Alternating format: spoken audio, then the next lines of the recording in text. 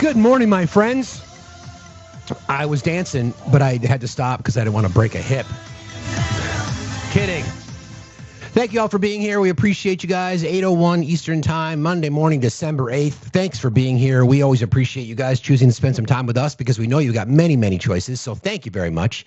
There's a gifting goal today. Please consider contributing to that. Do all the things because that helps with the algorithm. Complete all your various tasks. It helps you out too.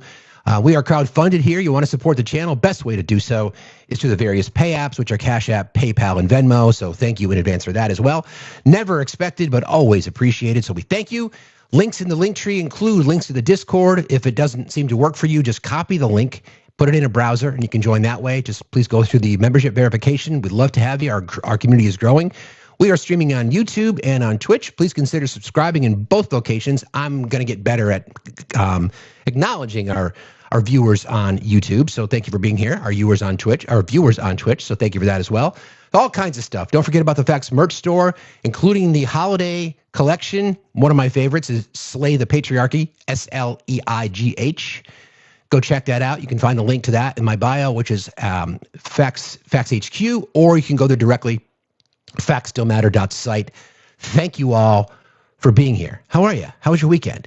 I was trying to take a tree off my roof, which was really fun.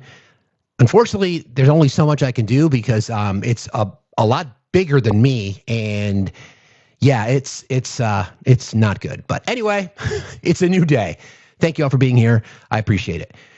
Lot to cover today. We're going to continue the coverage of this absolute what I'm going to deem a war crime. We'll talk about it. There's a few other things that I want to discuss about this because we touched on this. We touched on this briefly last week about how, we are seeing spin like I've never seen spin before, and a lot of it shows just the partisan divide. What is interesting though with this situation in the Caribbean is that the story, the narrative has shifted so significantly. It was early. It was about how this didn't happen. Then they got busted. They knew that it happened. Then it was these survivors were a threat. Then it was they saw them standing on a boat, so it wasn't that. Then it became just a story of we are well within our bounds legally. Now it's just like from what they're telling us, they just don't give a fuck. They don't care that they were violating the law. They don't care that innocent non-enemy combatants, according to international law, the Geneva Convention, maritime law, et cetera, even U.S. law for that matter. Now they're just like, we don't fucking care. And, that tells us, like we talk about every single day, there's a clear divide between, millions of people in our country. And then this got me thinking about, the next election. We've seen a lot of energy. Everybody keep tapping, please. A lot of energy from special elections, and the Democratic Party has not lost momentum. And I know there's a lot of time between now and election day next year where the Democrats have fucked shit up. But from where I sit right now, the electoral map is shifting because I think you see a lot of people who are either, completely they're in disgust. People who have been Republican voters are just disgusted by what they see. And you've seen a lot more activism from the left. So I was just thinking about what I'd like to see. And I focus on the Senate now because I think the House, and I've been down too many roads like this, but the House seems, thank you, Swishy Raiders. Hearts in the chat for Swishy Raiders, please. Thank you, Monday mornings, Swishy Raiders. Guys are so loyal. Can we get big hearts in the chat for Swishy Raiders? They rate us every single day. Swish is one of the kindest, nicest, most amazing people that I know, and I'm so honored to call her friend. So big hearts in the chat for Swishy Raiders, please. I'm sort of shifting gears to the Senate. Now, the map is difficult for the Senate just because, the Senate is DEI for red states, quite frankly. But the opportunity to really change America, I think, is within our sights. I think that, people talk about, the things that we should expect. I mean, I'm one of the loudest proponents of not settling for slices of the pie and demanding the entire fucking pie. I'd like to see, a commitment to passing laws that we've been talking about forever. The John Lewis Voting Rights Act, for example, codifying Roe into law, overturning Citizens United, passing universal health care, passing responsible firearm legislation. Because the majority of things that are talked about on the left has, majority support across the country. And I really feel that when the Democrats get control of the Senate back again, If they're consistent and they're aggressive and they're assertive and they pass these kinds of policies, it will benefit everybody. I mean, universal health care. You mean to tell me a bright red plus 45 Trump County in West Virginia wouldn't benefit from universal health care? Of course they would. Of course they would. Communities across the country that would benefit, that their lives would change based on an increase of the federal minimum wage to say $15 or $20, whatever that number was. Of course they would. Going after price gouging, going after the deregulation of the banking industries and credit card industries so that, capitalists and corporate fucking crooks can rip people off. Of course people would. You give people what they may not want, but would benefit from. I was fortunate to be on a call last week. I got invited last minute over the weekend with some operatives within the Democratic Party. And I was asked point blank, and I was very honest about how the apathy and the lack of conviction from the Democrats, I think, has been the biggest issue. So when you get power, fucking use it. Use it. We see what the opposition does. They wield it, in our opinion, illegally. They just wield it indiscriminately. They don't care. So flip the script. Prove that the affordability is an issue for millions of Americans. It's like the number one issue, even though the right wants to completely deny it now. Prove it. Show it to them. Show them how they would benefit from a universal health care system. Show them how they would benefit from an increase of federal minimum wage. Show them how they would benefit. There was a more balanced court. Pack the fucking shit out of the court. Pass legislation that helps people. I would go so far as to say, let Trump remain in office. Don't impeach him. Just cut him off. Take the House, take the Senate, build up a veto-proof majority, pass fucking laws, and show the American public what liberal-leaning policies do. Reduce the cost, reduce the burden on college students. Start forgiving more student loan debt. Because capitalists, guess what? For capitalism to function, consumers need money.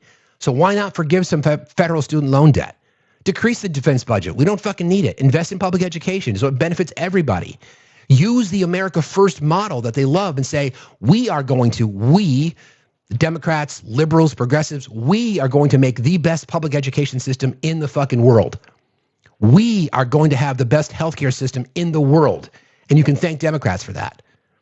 Like, it seems like there's this miss that all of a sudden it's, once we get back in power, we'll settle things down, we'll return to normal. Fuck that. I don't want normal. What the fuck is normal? Normal's overrated. Give me kinky. I don't want fucking normal. I want political kink. I want to demand shit and put people in power who are willing to do it. Run for office. Make the Republicans defend districts they've never had to defend before.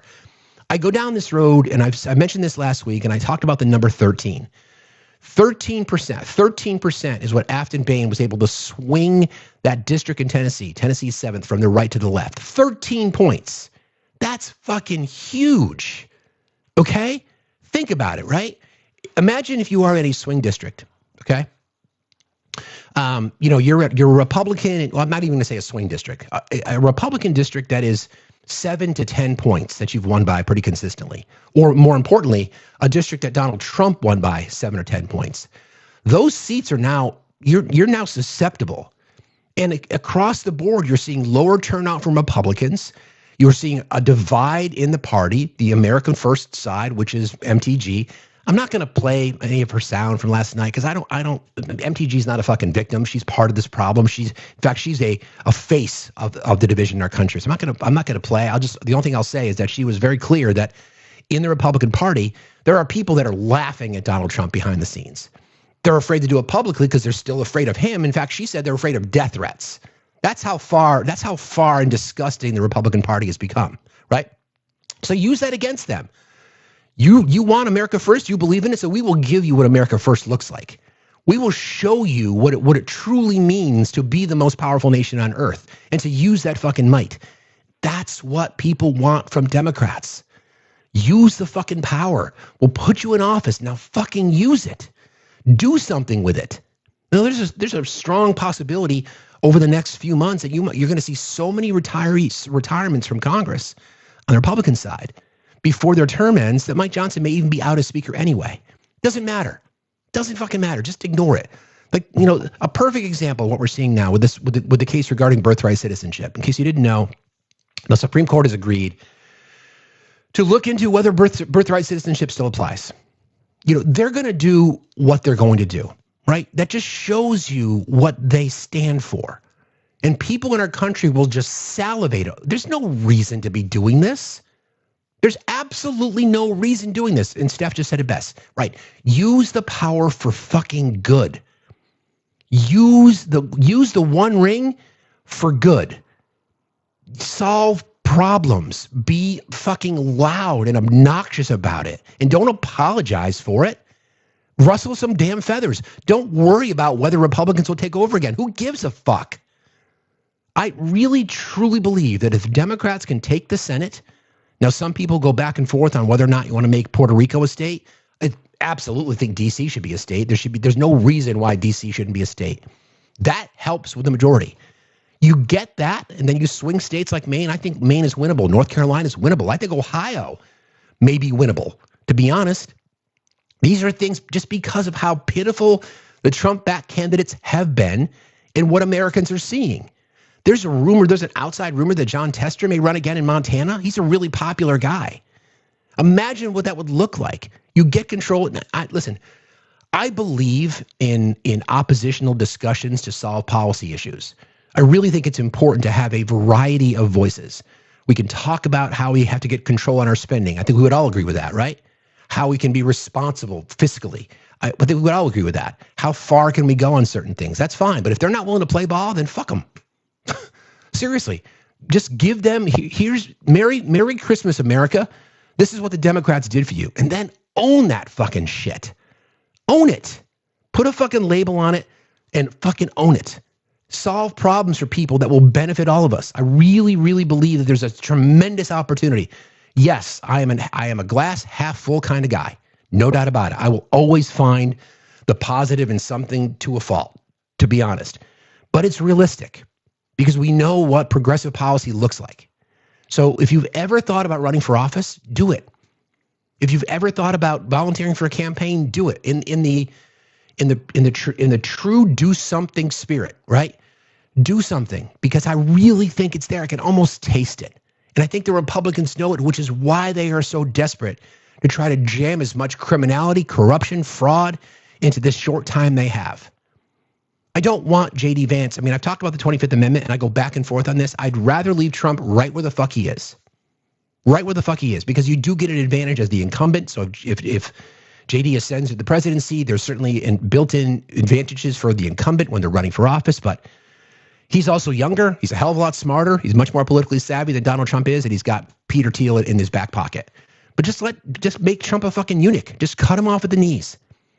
Just be obstructionist. Just throw shit in the fucking water.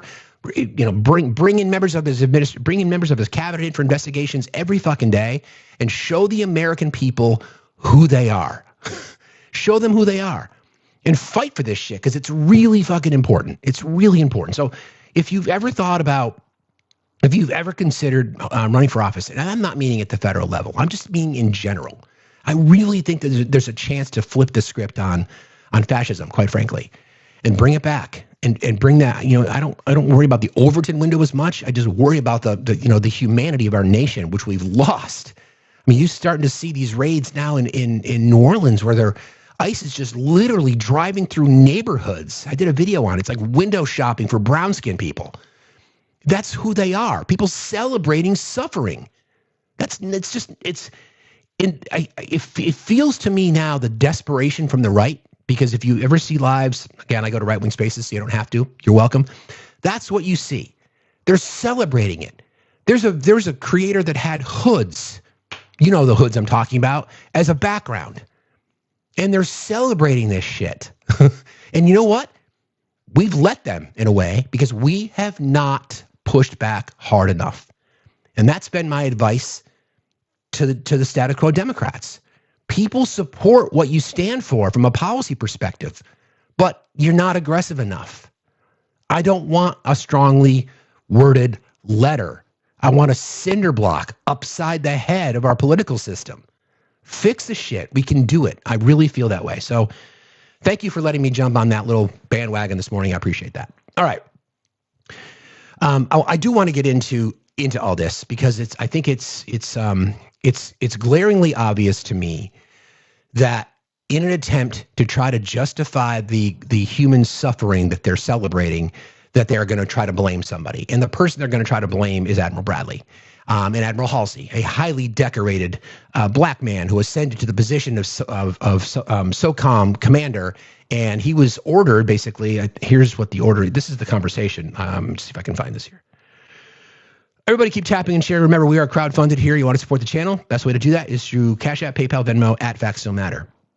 So there was apparently there was a discussion between the assistant manager to the assistant manager of the Secretary of War Crimes between himself and Admiral Halsey, on which, according to the one source who's quoted in the coverage, when Hegseth first assumed authority over the Southern Command, he told Halsey, quote, "You're either on the team or you're not." He also reportedly added, "When you get an order, you move out fast and you don't ask questions." These statements have been interpreted as a demand for absolute compliance from Halsey, discouraging hesitation or legal ethical questions of missions. And he resigned. So you have to ask yourself, you have to ask yourself the question. Actually, I'll pose it this way. Yeah, it's like, pick a side, hero or zero. Who do you stand for? And this is a question for our alleged supporters of the U.S. military in our country. Do you support a highly decorated Admiral Halsey, who is the epitome of what patriotism is, who was the epitome of what an American hero looks like? And that's what the right has told us for years. We stand by our active duty. We stand by our military. We stand by our veterans. We stand by those who took the oath and served. So you have a question. You have a question to answer. Who do you side with? Do you take his word for it? Do you say he did the right thing by following his oath and disobeying an unlawful order? Or do you want this guy who's made it very, very clear that he's a bloodthirsty fucking traitor? Those are the questions you're going to have to answer. I know where I sit. I know where I sit. I know where I respect people who took the oath. Where I lose respect for people who took the oath is that they still support Donald Trump, because I think that is a violation of your oath. Because if you are supporting, by definition, if you are supporting unlawful orders, or if you are supporting war crimes, then I'm sorry, that just makes you a fucking traitor. So there's that. So we'll see how this whole thing spins out, but I'm going to get into that story a little bit this morning. I just want to go back to this one because I like it. Thank you, Gregory, for this background. Before I go too deep down that particular road, because it is, as we know, the deeper the better. Hey now. There's a few things that have sort of bubbled to the surface when it comes to, the Department of Justice, and how they are now on the hunt for opposition, so to speak. So there's reporting. Let me see if I can find it. Ken Klippenstein, who is a great reporter, once again, amazing journalist. He's got a Substack page. I think he used to work for Politico. Great reporter. He allegedly got his hands on a leaked internal memo from the DOJ, from Pam Bondi in particular, that reportedly orders the Federal Bureau of Investigation and other law enforcement agencies to compile a, quote, list of groups or entities engaging in acts that may constitute domestic terrorism. The memo expands on a prior directive, NSPM 7, the National Security Presidential Memorandum 7, signed earlier by the president. According to the memo, groups defined as potential domestic terrorists include, look on the list here, include those expressing opposition to law and immigration enforcement. Okay, I think ICE are a bunch of fucking cowardice thugs. I think today's ICE is Schmittler's Gestapo. I think you're cowards. I think you're breaking the law. I think you're fucking racist. I think you're fucking bigots. My name is Steve. Facts still matter every day, Monday through Friday, right here. Fuck you. What else do they have on this list? Groups defined as potential domestic terrorists include those expressing opposition to law and immigration enforcement, extreme views in favor of mass migration and open borders. First of all, there's never been an open border. You've been lied to. Okay, you're fucking lying to the voters. I think you're all fucking traitors, so fuck you again. Adherence to radical gender ideology. You cowardice fucks on the Christian right. You are so damn obsessed with what's in people's fucking pants. So get over your fucking self. Seek professional help. come out, if you want to come out of the closet, we embrace anybody who wants to be themselves. So fuck you and your bullshit. And any anti-Americanism, anti-capitalism. America is not the greatest country on earth because we don't take care of our citizens. We don't do the right things in favor of everybody. We prioritize the fucking capitalists. So fuck you too, and anybody who's deemed as anti-Christian. I think religion is the biggest organized religion is the biggest scam in world fucking history. You fake ass fucking Christians trying to hide your hatred with your faith. Fuck you too. So am I on the list now? Come and fucking get me, you fucks. Come and get me. Don't give a shit. That leaked memo also reportedly instructs that tips about The leaked memo also reportedly instructs that tips about suspected extremist activity be solicited from the public via enhanced FBI hotlines, contemplates use of cash reward systems for informants, as well as deploying cooperators who may testify against members of targeted groups. The definitions in the memo are very broad by targeting extreme viewpoints around immigration, gender, ideology, religion, or anti-Americanism. Many critics argue that it could sweep up people with mainstream or dissenting political voices. I have a dissenting voice. Should I say it louder? Fuck you. As described by Klippenstein, this memo could operationalize NSPM 7, turning what had been rhetorical or political language about domestic threats into tactical plans that could encompass large groups of ordinary Americans.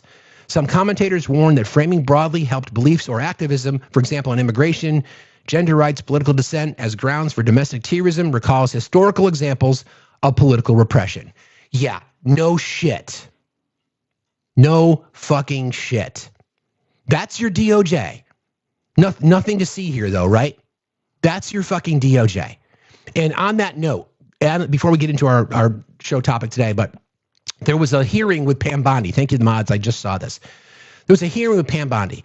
We go through this exercise, try to decide every single day who is the most corrupt, who is the most incompetent, who is the biggest fuck up in this administration. And every single day, you could put somebody else at the top of the list, whether it's Bondi, whether it's Noam, whether it's Pete, whether it's Marco, whether it's Kash Patel, Tom Homan, Howard Nutlick. I mean, it's all over the place. Stephen Miller, the list goes on. Imagine that. You can't point to any of them that have their fucking shit together. Marco Rubio is probably the only one that hasn't said stupid fucking dumb shit. Rubio's a smart guy. He's positioning himself for a presidential run. He's probably the only one that hasn't said the stupid ass fucking shit. All right. So there was an interview, there was a hearing with Pam Bondi, and she's being asked questions from a representative from Indiana about public policy. I just want you to listen how she answers this question. Reconciliation, tomato. In the reconciliation bill, can you tell me what more resources are going to go towards cybersecurity? Because I was under the impression that was decreased. Can I get you? I will get you those numbers. Okay. Yes. I want to do everything I can to help you protect cybersecurity, all of us in this country, not only again with Iran, but also with China and all of our foreign adversaries around the world. Okay.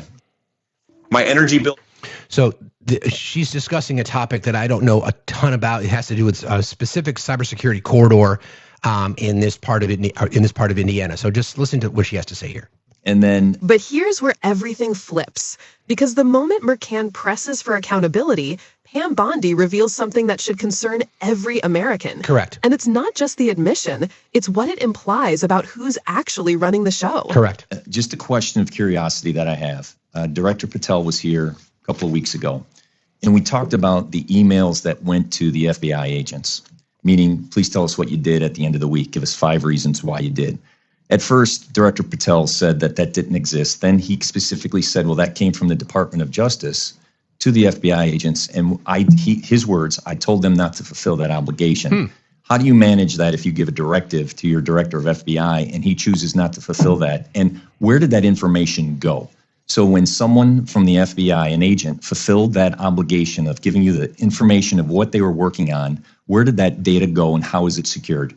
Yeah, and Congressman, I'd be happy to see who answered that, but I asked, when I learned about it, I asked that it be withdrawn, and it was, that email. When you learned about the email going to the FBI agents, you asked them to withdraw it. Who did you ask to have it withdrawn? My entire office, and it was. So it is unknown who sent that email? Well, it came from my office, but when I learned it went to the FBI, we asked that it be withdrawn. What? Where is the gap of my understanding? If it came from your office, you're telling me you didn't send it? I didn't realize it went to the FBI. That email went out. So- and the purpose of that email What? was to make sure, just so you know, it was to make sure that these people were sitting at their desk and working and alive, that there were people actually Okay, responding. and I agree. It could have been, I got up and got a cup of coffee. Sure. That So was without the going into purpose. that, the people that did answer it, where did that data go? I will find out. I will get you that information. And I only ask as What? a national security issue as Absolutely. they are working on sensitive issues. And I thank you for joining us, and I yield back. What happened in this exchange between What the fuck? I mean, for people who don't pay close attention to these kinds of things, right? I mean, we do here. That's kind of our job. We appreciate you guys, looking to us for this information. How you're the fucking attorney general? You mean you don't know what the fuck's going on in your own fucking agency? In your own fucking agency? Your own FBI director throwing you under the bus, you throwing him under the bus? Do you understand? These people do not take their jobs seriously. They just don't. They're the most incompetent, fucking corrupt pieces of fucking shit I've ever seen. They are ridiculous. They don't know what the fuck they're doing. They are incompetent. It's a game to them.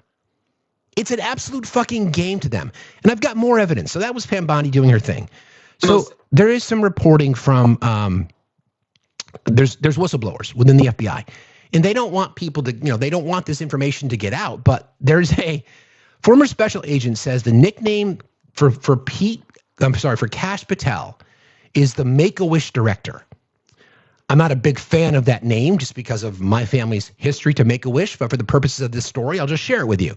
Former special agent says the nickname stems from Patel's commandeering an FBI jet. The FBI director's use of the Bureau's $60 million jet to attend UFC matches, hunting outings, a Scotland golf trip, and more has raised questions over whether Patel is misusing resources on the taxpayer's dime. Patel has also used SWAT protection for his girlfriend, country singer Alexis Wilkins. Former FBI senior executive director Christopher O'Leary told MS Now that agents are secretly calling Patel the Make-A-Wish director due to his jet's use. The moniker refers to the Make-A-Wish charity that grants dream experiences to children with critical illnesses. Patel's Make-A-Wish nickname comes amid new reporting that Patel refused to leave his plane without an FBI raid jacket after he arrived in Utah in the aftermath of Charlie Kirk's unaliving. So this is a source report from active duty and retired FBI agents via the New York Post. New York Post, by the way, MAGA, not exactly a liberal rag. Okay? So according to Alpha 99, this is the reporting. According to Alpha 99, FBI Director Kash Patel arrived at the Provo Airport in Provo, Utah on September the 11th, 2025. Alpha 99 said that after his plane landed, FBI Director Patel would not disembark from the plane without an FBI raid jacket. Based on Alpha 99's report, and the FBI director Kash Patel apparently did not have his own FBI raid jacket with him and refused to step from the plane without wearing one. Alpha 99 went on to say many FBI special agents and other FBI personnel were busy working in the aftermath of the assassination of CK, and that FBI personnel had to stop and ask around to find an FBI raid jacket, a medium-sized one that would fit FBI Director Patel. Alpha 99 said there were many large and extra-large FBI raid jackets available. Finally, according to Alpha 99, FBI personnel searching for a medium-sized FBI raid jacket that would fit Director Patel finally found one. That raid jacket, Alpha 99, was said belonged to one of the female FBI special agents. Alpha 99 said the raid jacket belonging to the female FBI special agent was then delivered to FBI Director Patel on the plane. But as he was inspecting the jacket, Patel noticed two areas on the upper sleeves near the shoulder that did not have Velcro patches attached. FBI Director Patel then reportedly said he would not leave the aircraft until he had two patches to cover those areas. According to Alpha 99, members of the FBI SWAT Special Weapons and Tactics team took patches off their uniforms and ran those patches over to FBI Director Patel at the airport. The patches were then attached to the loaner FBI jacket, Alpha 99, And FBI Director Patel then disembarked the plane.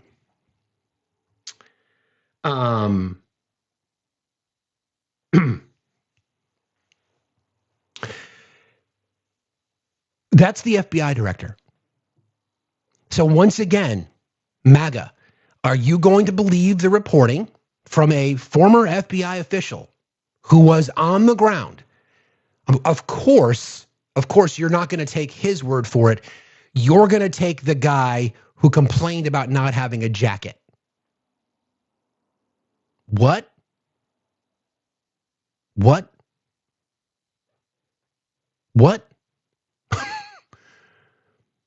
Patches? We don't need no stinking patches.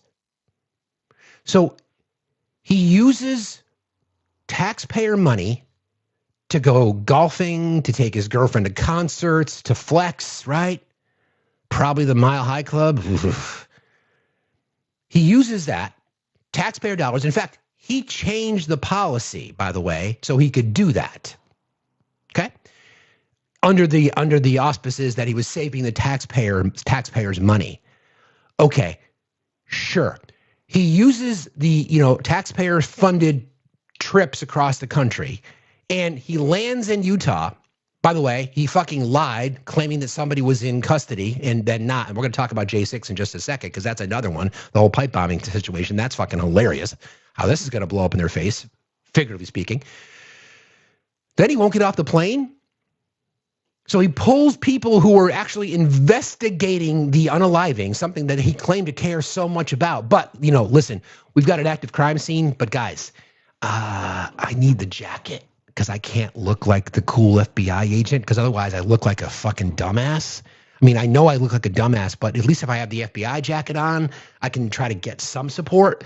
So is there a medium around here? I actually wear a small, but I want to tell people it's a medium because that means I'm in shape. So anybody got a jacket? No, you don't. Okay. Extra large, I can't wear that. That's going to be too big. Somebody found one? Wait a minute. This is a woman's jacket. Oh, okay. Wait, there's no Velcro arm patches. I need the shields. Somebody get me the shields. What the fuck? That's your FBI director, ladies and gentlemen, which is, again, going back to how we started the show today.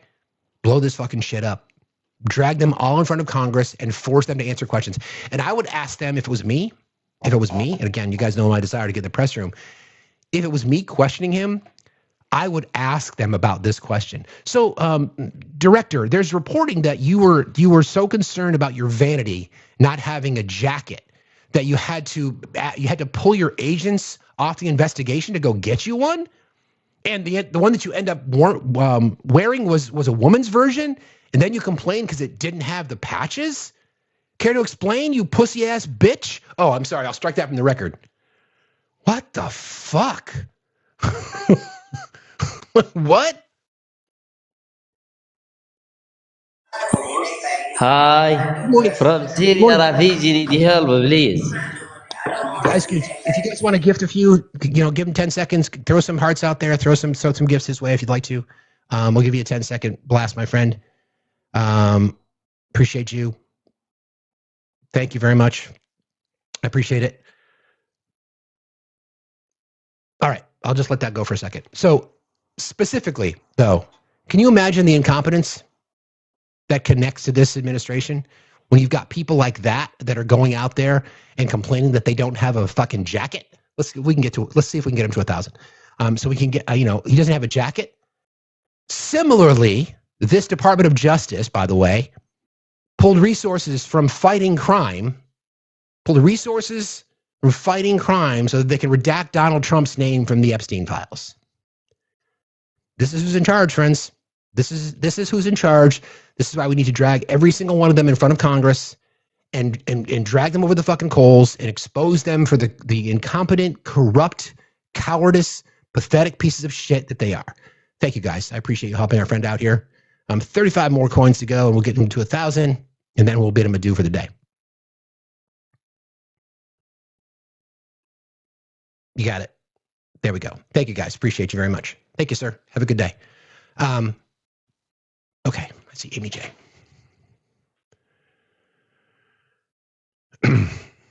Good morning, Amy J. How are you today? Hello? Amy J? Amy J? Going once, twice, sold. All right. So, any one of these things that we see, right? Any one of these things that we see is just enough under normal conditions to have these people removed. And yet here we are. It happens every fucking day. And which is why independent journalists need to get higher profiles. Because why is the mainstream media not covering that? Why are they not asking these questions? Listen, public embarrassment and shame is a motivator. I would like to shame him. I'd like to shame him and say, help us unpack this story. There's people that were in your committee. You didn't have a jacket? And then go back to the time like you didn't have a jacket? Was that your jacket that you wore that day, or did you borrow that jacket? Why the fuck can't we do that? I want to do that. Then you got Pam Bondi, the way in which she talks. She's got kind of the Shatner, Spock, Pam Bondi, Kesh Patel. Where are the Furbies? Whatever the fuck they're called. The Tribbles. I can't believe I forgot that. Right? She talks the same way that Kirk does. Try to make her point. Emphasis on certain elements of a sentence. They're fucking incompetent. They're corrupt. They're fucking disgusting, despicable fucking people who celebrate people's suffering. They fucking get off on it when they're boiling their fucking soup in the basement of the fucking White House. And they're chanting fucking exercises and speaking in tongues. They're fucked. Exactly. I know. Furbies. I'm sorry. My apologies. Tribbles, right? I think they're called the Tribbles. Something like that. Anyway, that's who they are. Get power back, right? Sorry. I know. My apologies. You're absolutely right. Get the power back and hold these fucking people accountable for once. Show the American people that this stuff is not fucking acceptable, because we've normalized it. We, the collective we, have normalized this shit. We don't talk about the cruelty enough. I try to, because that, to me, that's what that's what this whole thing comes down to, is the cruelty. Celebrating this shit. Again, during the investigation of war crimes, Pete Kegsbreath ordering more war crimes, this time off the coast of this time off the coast of the Pacific. Like, what the fuck? They're incompetent. They are fucking unqualified to do their job. These positions are serious positions. They need to be filled by serious people who take their jobs seriously. From all reports that I've read, Christopher Wray was considered an exceptional FBI director. Okay? One of the reasons that Joe Biden decided to keep him, because he was so well respected in his organization. A Republican, appointed by Donald Trump the first time. Because his FBI was willing to investigate crimes committed by members of the Trump administration, he becomes an enemy of the state. Compare Christopher Wray's resume to Pam Bondi's. This is what I'm talking about, how people in our country now are just settling for incompetence because they become radicalized to their own political agenda. It's fucked up, man. No more of that bullshit. Okay. Speaking of the media, as you know, our president, the man baby, was given an award by FIFA, an award that was made for the president. Now, when you go and you get an award, normally what happens is someone presents you with it, whether it's a trophy. I'm on Venmo, Cash App, and PayPal at Factsstillmatter. Thank you guys for that. I appreciate that. Somebody presents you with a trophy. Somebody presents you with a bouquet of flowers. You're on the podium. You bend over. Somebody puts the medal on over your neck. Not our president. No. Not our. I think I have a picture of that. Not our president. Nope. He just stands there and puts it on himself. Yeah, it's hard to see, but he grabs the medal and puts it on himself. How the fuck, in what fucking world is that okay? So I think FIFA, is a despicable example of bending the fucking knee. Did what they're supposed to do in this case. Stroke the fucking ego of the president. Get whatever the fuck you want. It's fucking embarrassing.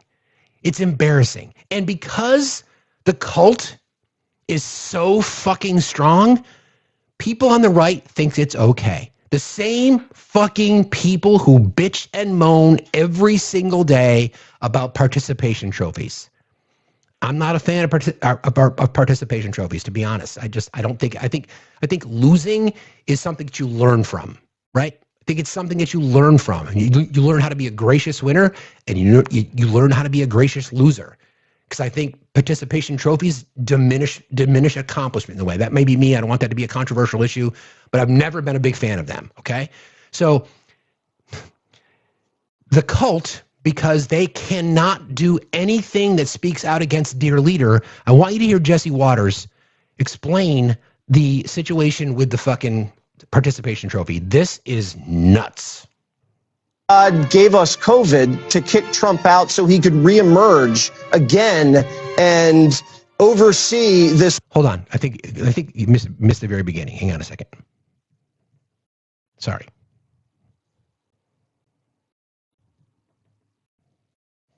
God gave us COVID. God gave us COVID.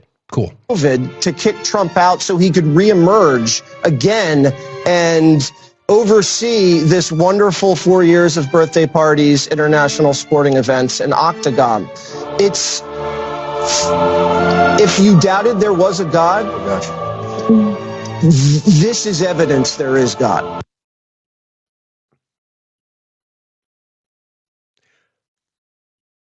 Say it with me, friends. What?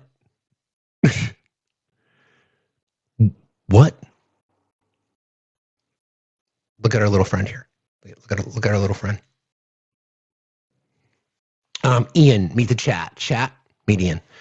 So Ian, you must be a fan of participation trophies now. That would make sense because you probably never achieved anything in your life anyway. So then you can run home. You can run home after the fact.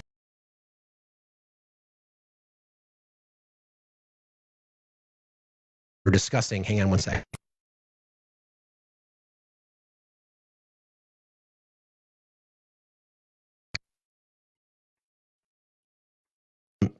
The brunt of all jokes, and our president is a fucking joke. So that's why we can make backgrounds like that.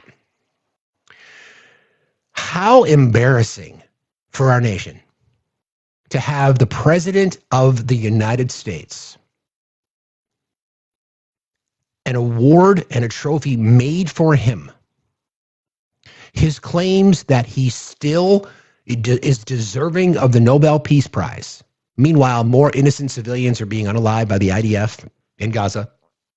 He's blowing up drug boats, talking about putting boots on the ground in Venezuela, but nothing to see here.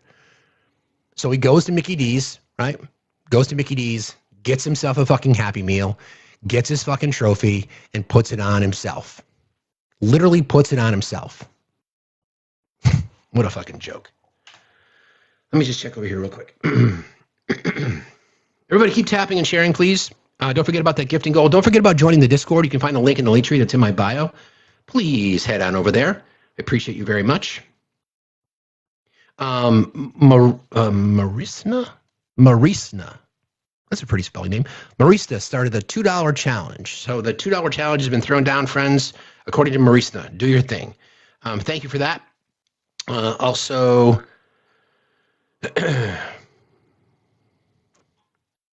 Lisa, thank you for the $2 as well. Appreciate that very, very much. You're very kind. You guys are awesome people. Appreciate you. And also over on the other Blue app, Marcus, I missed you last week. Steve, I was here last week. Oh, you missed me. Oh, you were gone last week. Okay, I got you. Thank you very much. I appreciate you guys. Let me just adjust this. Let's see if we can hit this out today. It'd be great. I'd say bang it out, but my mods will give me shit for using that term. But anyway, bang it out, friends. Let's bang out that goal. Okay, listen. I want accountability. We all do. We all want accountability. I am concerned that I don't want to say this. In an attempt to lower the temperature, my concern is that when Democrats take leadership positions again in the House and Senate, that they won't do enough. Now, I hope that's not true. I'm going by track records, but I really, really want accountability. I want these people embarrassed publicly. I want to use their own statements against them. I want to expose their lies. I want to turn this into an absolute fucking shit show and remind people what they did and what they're going to be. And because of what they did, actions and consequences. Yeah, exactly. Nuremberg, sure. Call whatever the fuck you want. Love that. Thank you. So seriously. So let's get that done. All right. Let's get into our topic, because I do want to go back and cover the whole Hegseth situation, because that story's primarily because of the amount of spin that the right is now attempting to do. Like I started the show with, I reminded you this morning. Actually, I don't drive a Prius, furry. See, this is the thing. You know, these are the kinds of things. These are the comments that we get. Do you really think that that's an insult? This is what I mean. This is what's left from the right now. Do you really think calling me gay is a fucking insult? Really? Do you really think saying that is an insult? It just shows us who you are, right? Seriously. It literally just shows us who you are. It's got nothing to do with me. It doesn't offend me at all. I'm happy to share it because it just exposes how stupid you are. Why would you even... Anyway, I digress. A couple of little updates on the Epstein situation. Those of you who don't know, because the Epstein Transparency Act was signed into law, judges who were overseeing the grand jury of the trials of Ghislaine Maxwell have released grand jury testimony.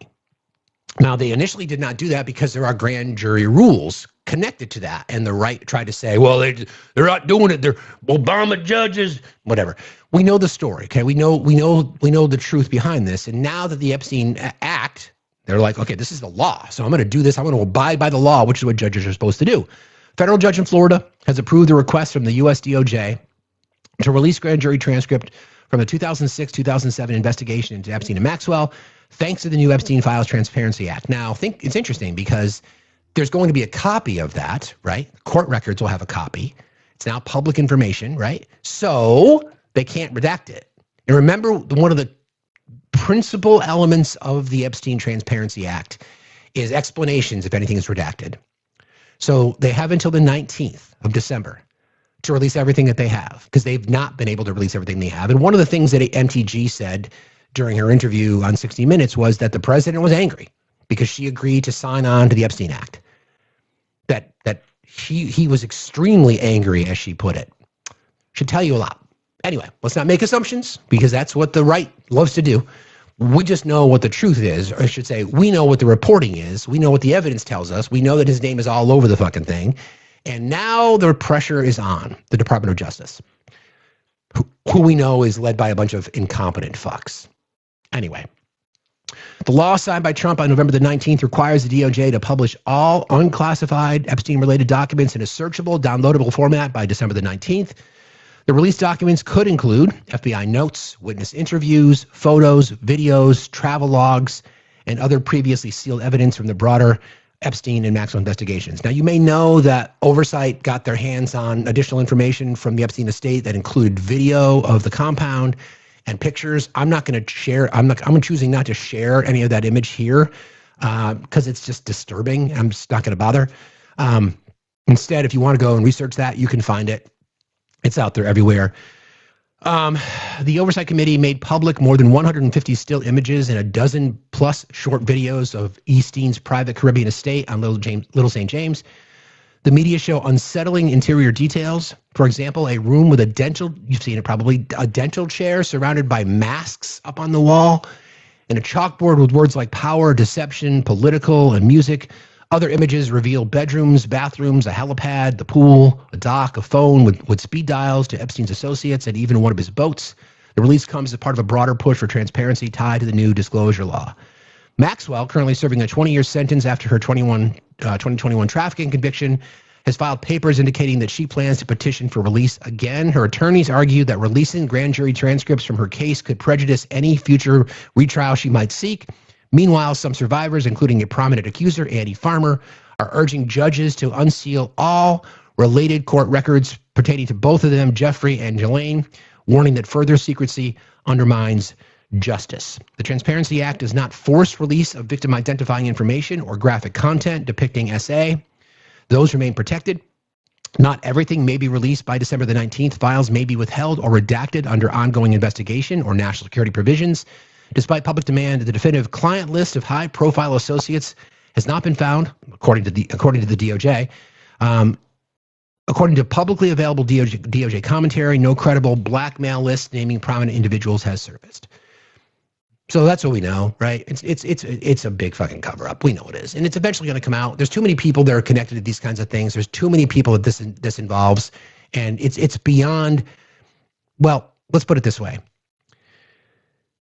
Republicans in Congress, those that didn't support the Transparency Act, are saying that it is more important for us to protect the release of information that could make people look really, really bad than it is to release the information exposing the people who may have committed crimes against girls and young boys. That's the divide in our country right now. People who just don't believe women, people who say that these are lies, that they're made up, that President Trump's not in it. Okay, let's pull that thread. Let's assume that he's not, right?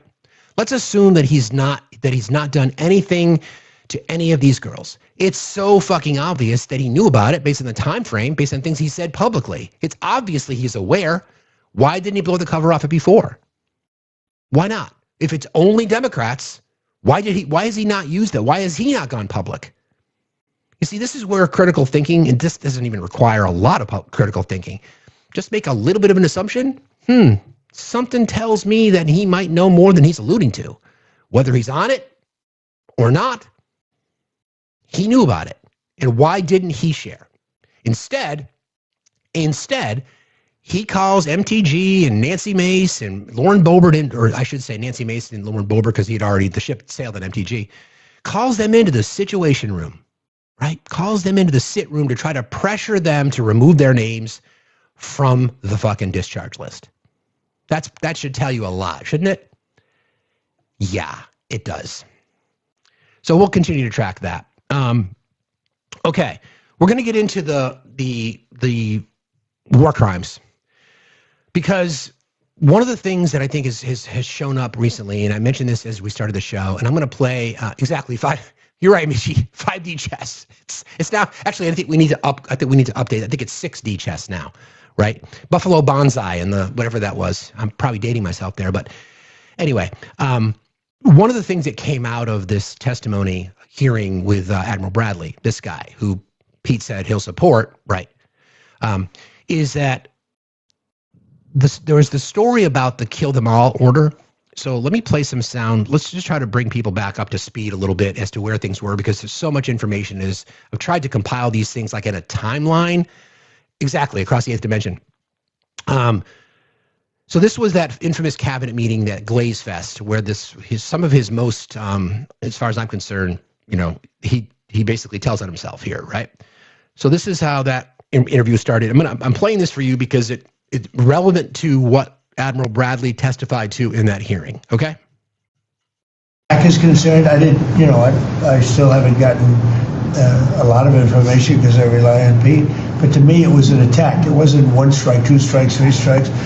Somebody asked me a question about the second strike. I didn't know about the second strike. I didn't know anything about people. I wasn't involved in it. I knew they took out a boat. Pete didn't know about second attack having to do with 2 people. I guess Pete would have to speak to it. I can say this. I want those boats taken out.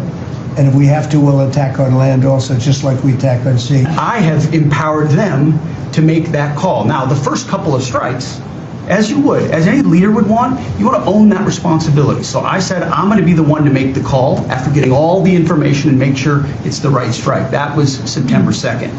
I watched that first strike live. As you can imagine, at the Department of War, we got a lot of things to do.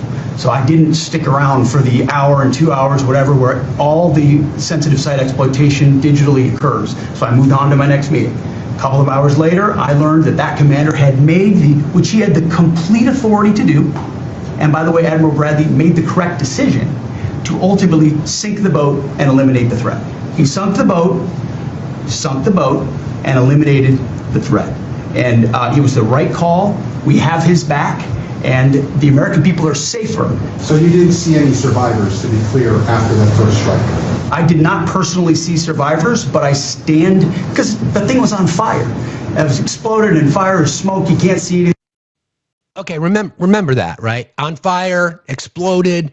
We have reporting similarly from that hearing with Admiral Bradley that the boat was capsized, that there were pieces of it, right? Okay.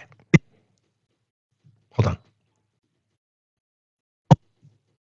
What you in the press on fire. It was exploded and fire and smoke. You can't see anything. You got digital. This is called the fog of war. No, it's not. This is what you in the press don't understand. That's not what the fog of war is, you fucknut. Are up on Capitol Hill and you nitpick and you plant fake stories in the Washington Post about kill everybody, phrases on anonymous sources not based in anything. Okay, remember that part. You know, the anonymous sources, the kill everybody. Well, you know, here's the problem, Pete. When you fucking tell lies, when you go into these kinds of things and you fucking tell lies, and then we get reporting from people who are doing their fucking job, people who were in the hearing as well, from sources. Admiral Frank Bradley said U.S. intelligence had identified the 11 people on the boat and determined the military was authorized to unalive them all. So that would be a kill them all. Right? So that would be a kill them all, Pete. That's what that order means, Pete. Defense Secretary Pete Hegseth ordered the U.S. military on September 2nd to unalive all 11 people on a suspected drug smuggling boat in the Caribbean Sea because they were on an internal list of narco-terrorists who U.S. intelligence and military officials determined could be lethally targeted. And I'm going to pause there for just a second and just remind people, this is the spin that we're getting from the right now. You guys mean that you're supporting drug traffickers? Nope. Not at all. Not at all. What we are supporting is the law, United States law, international law, Genevan Convention. We are demanding transparency. We're not the one that just pardoned a narco trafficker. We're not the one that are letting numerous global drug traffickers out of jail. Ross Ulbricht, Silk Road, President Hernandez from Honduras. That's not us. That would be you. So that's going to be their spin. Don't let them spin it. Do not let them say that we care more about dealers than we do about the problem. No. Democrat, liberal, progressive policies want to address schmug addiction by providing more resources for people to get the help that they deserve, to get the help that they need. We're not the ones that are diminishing houseless people. We're not the ones that are saying that all these people that are houseless, and by the way, roughly 15% of the houseless population are veterans who become addicted to schmugs because of the situation they're going in. We're the ones that want to solve the problem. You're the ones that want to use your fucking toys because of your limp fucking dicks who can't do anything unless you get angry. You're the ones that are bloodthirsty. You're the ones that do not give a fuck about expanding access to healthcare, mental health care. As a progressive, I believe in safe injection sites because it's proven to fucking work. You don't care. You're pardoning drug dealers. You're pardoning people that are ripping people off. That's who you fucking care about. So don't let them take that argument. Don't let them take that argument. So the reporting continues. That Pete Hegseth gave the order to unalive all 11 people on the drug smuggling boats in the Caribbean because they were on an internal list of narco-terrorists who U.S. intelligence and military officials determined could be lethally targeted. The commander overseeing the operation had told lawmakers in briefings this past week, according to 2 U.S. officials and 1 person familiar with the congressional briefings. Now, this is what's going to happen. The right's going to say, oh, well, according to, the fake news. Let them say what the fuck they want. Doesn't matter. Doesn't fucking matter. Because this is what they're doing, right? They're defending these crimes because they think the information that's come out around it is fake news. They're defending it. Not only are they defending it, they're celebrating it. I'm part of a group on TikTok with some creators and some friends that I love. We call it MAGA hunting. And oftentimes we'll go into spaces. Sometimes we'll sneak in. Sometimes we'll just watch. Sometimes we'll share. And that's what they're talking about now. They are celebrating it. They're celebrating ICE, violating people's rights. And the thing is that they're in their space. There's the host is usually off the screen. There might be 6 or 7 people on the panel, and there's 10 people watching the live. So they think that they're in a space where they're not being monitored. We know who they are. We see them. We know who they are. You have to ask yourself this question. What side of history do you want to be remembered as being part of? And people are just salivating over suffering, justifying fucking war crimes and trying to spin it to Obama. I'm going to make the comparison for you. Justifying pardoning these criminals, and they want to say, well, Joe Biden pardoned more. No. Joe Biden commuted sentences. Donald Trump has pardoned fucking criminals, including people from J6. And by the way, that whole pipe bomb story is fucking hilarious because his pardon was so vague as it comes to the January 6th, insurrectionist traitors, that this person might get pardoned even before they go to trial.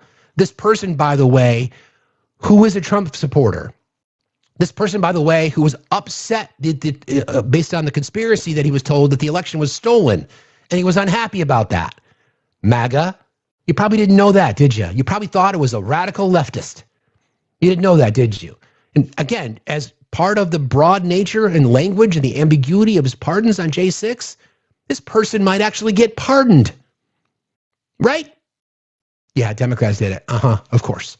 Of course they did. So such a list includes individuals who are eligible for being targeted, including with lethal action. Remember, lethal and kinetic. If given the opportunity, the commander who oversaw the September strikes, Admiral Frank Mitch Bradley, told lawmakers the U.S. intelligence officials had confirmed the identities of the 11 people on the boat and validated them as legitimate targets. Then the military launched airstrikes as part of President Trump's military campaign against alleged smuggling vessels.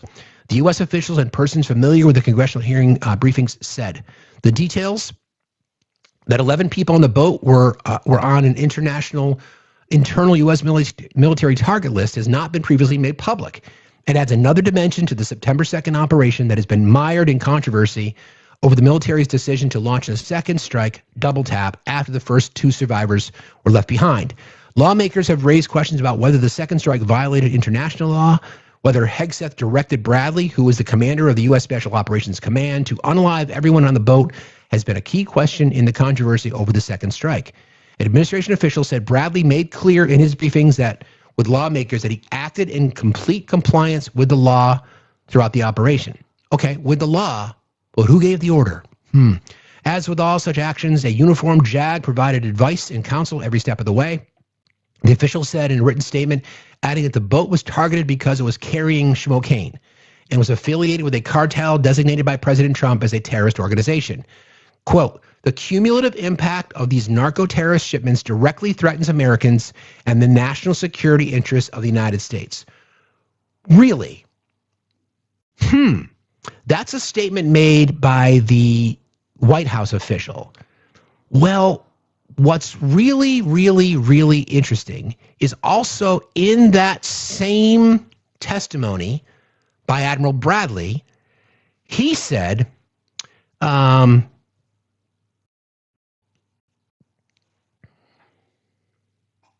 on one second. U.S. government, including Mr. Trump, initially claimed that the boat was, quote, heading to the United States with illegal narcotics, positioning the strike as a counter-narco operation that threatened U.S. security. However, more reporting, again, from that same hearing, based on briefing by Admiral Bradley, the admiral overseeing the operation, says the boat was actually en route to rendezvous with a larger vessel bound for Suriname, not directly to the United States. According to U.S. enforcement officials, maritime drug trafficker routes through Suriname typically serve European markets rather than the U.S. If the boat was not heading to the U.S., the imminent threat to U.S. security rationale becomes much weaker or just doesn't exist at all. The fact that 2 survivors reportedly remained afloat after the first strike and were then unalived in a second strike has raised serious questions about legality, ethics, and whether the use of force was justified. So again, if you want to take Admiral Bradley's word for it, MAGA, then you got to take all of them. You don't get to pick and choose. Now, was the order kill them all? We could probably debate that. It may not have been kill them all. That could be sensationalized journalism. But what we know is, in his own testimony, yeah, I was given the order to unalive all of them because I was told that they were narco-terrorists, all 11. He didn't come up with that information. He was given that information, thus given the order by the assistant manager to war crimes. Given the order, I might have left him off the list earlier. Hey, good morning, Pete. Fuck you. Come get me. Don't give a fuck. He was given the order. So he was following orders. We know that based on Nuremberg, that following orders does not protect you from war crimes. In the same hearing, he testified to saying, yes, I was told all 11. In the same hearing, he testified that this boat was not going to the U.S. It was going to Suriname. Suriname is a hub from where the traffickers will gather, put their materials on other boats, and then those boats go to Europe. Another argument the right is trying to make now is that we have a responsibility to protect our allies. The same people that say, fuck our allies. These people are stuck. They cannot spin their way out of this, and they never will. And they never will be able to spin their way out of this. Okay? So I'm going to bring up Blue real quick. Blue's going to do a quick immigration recap for us, and then we'll get back to our show. Hello, hello, hello. Good morning, sir. How are you today? Not too bad. How about yourself? I'm fine. What you got for us?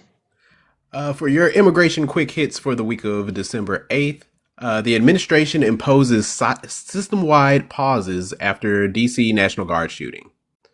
Following the shooting of National Guard members, the administration has implemented a sweeping freeze on affirmative asylum decisions and is rescreening approvals granted since 2021 for nationals of 19 countries, alongside a specific halt on Afghan visa processing and a reduction in work permit validity.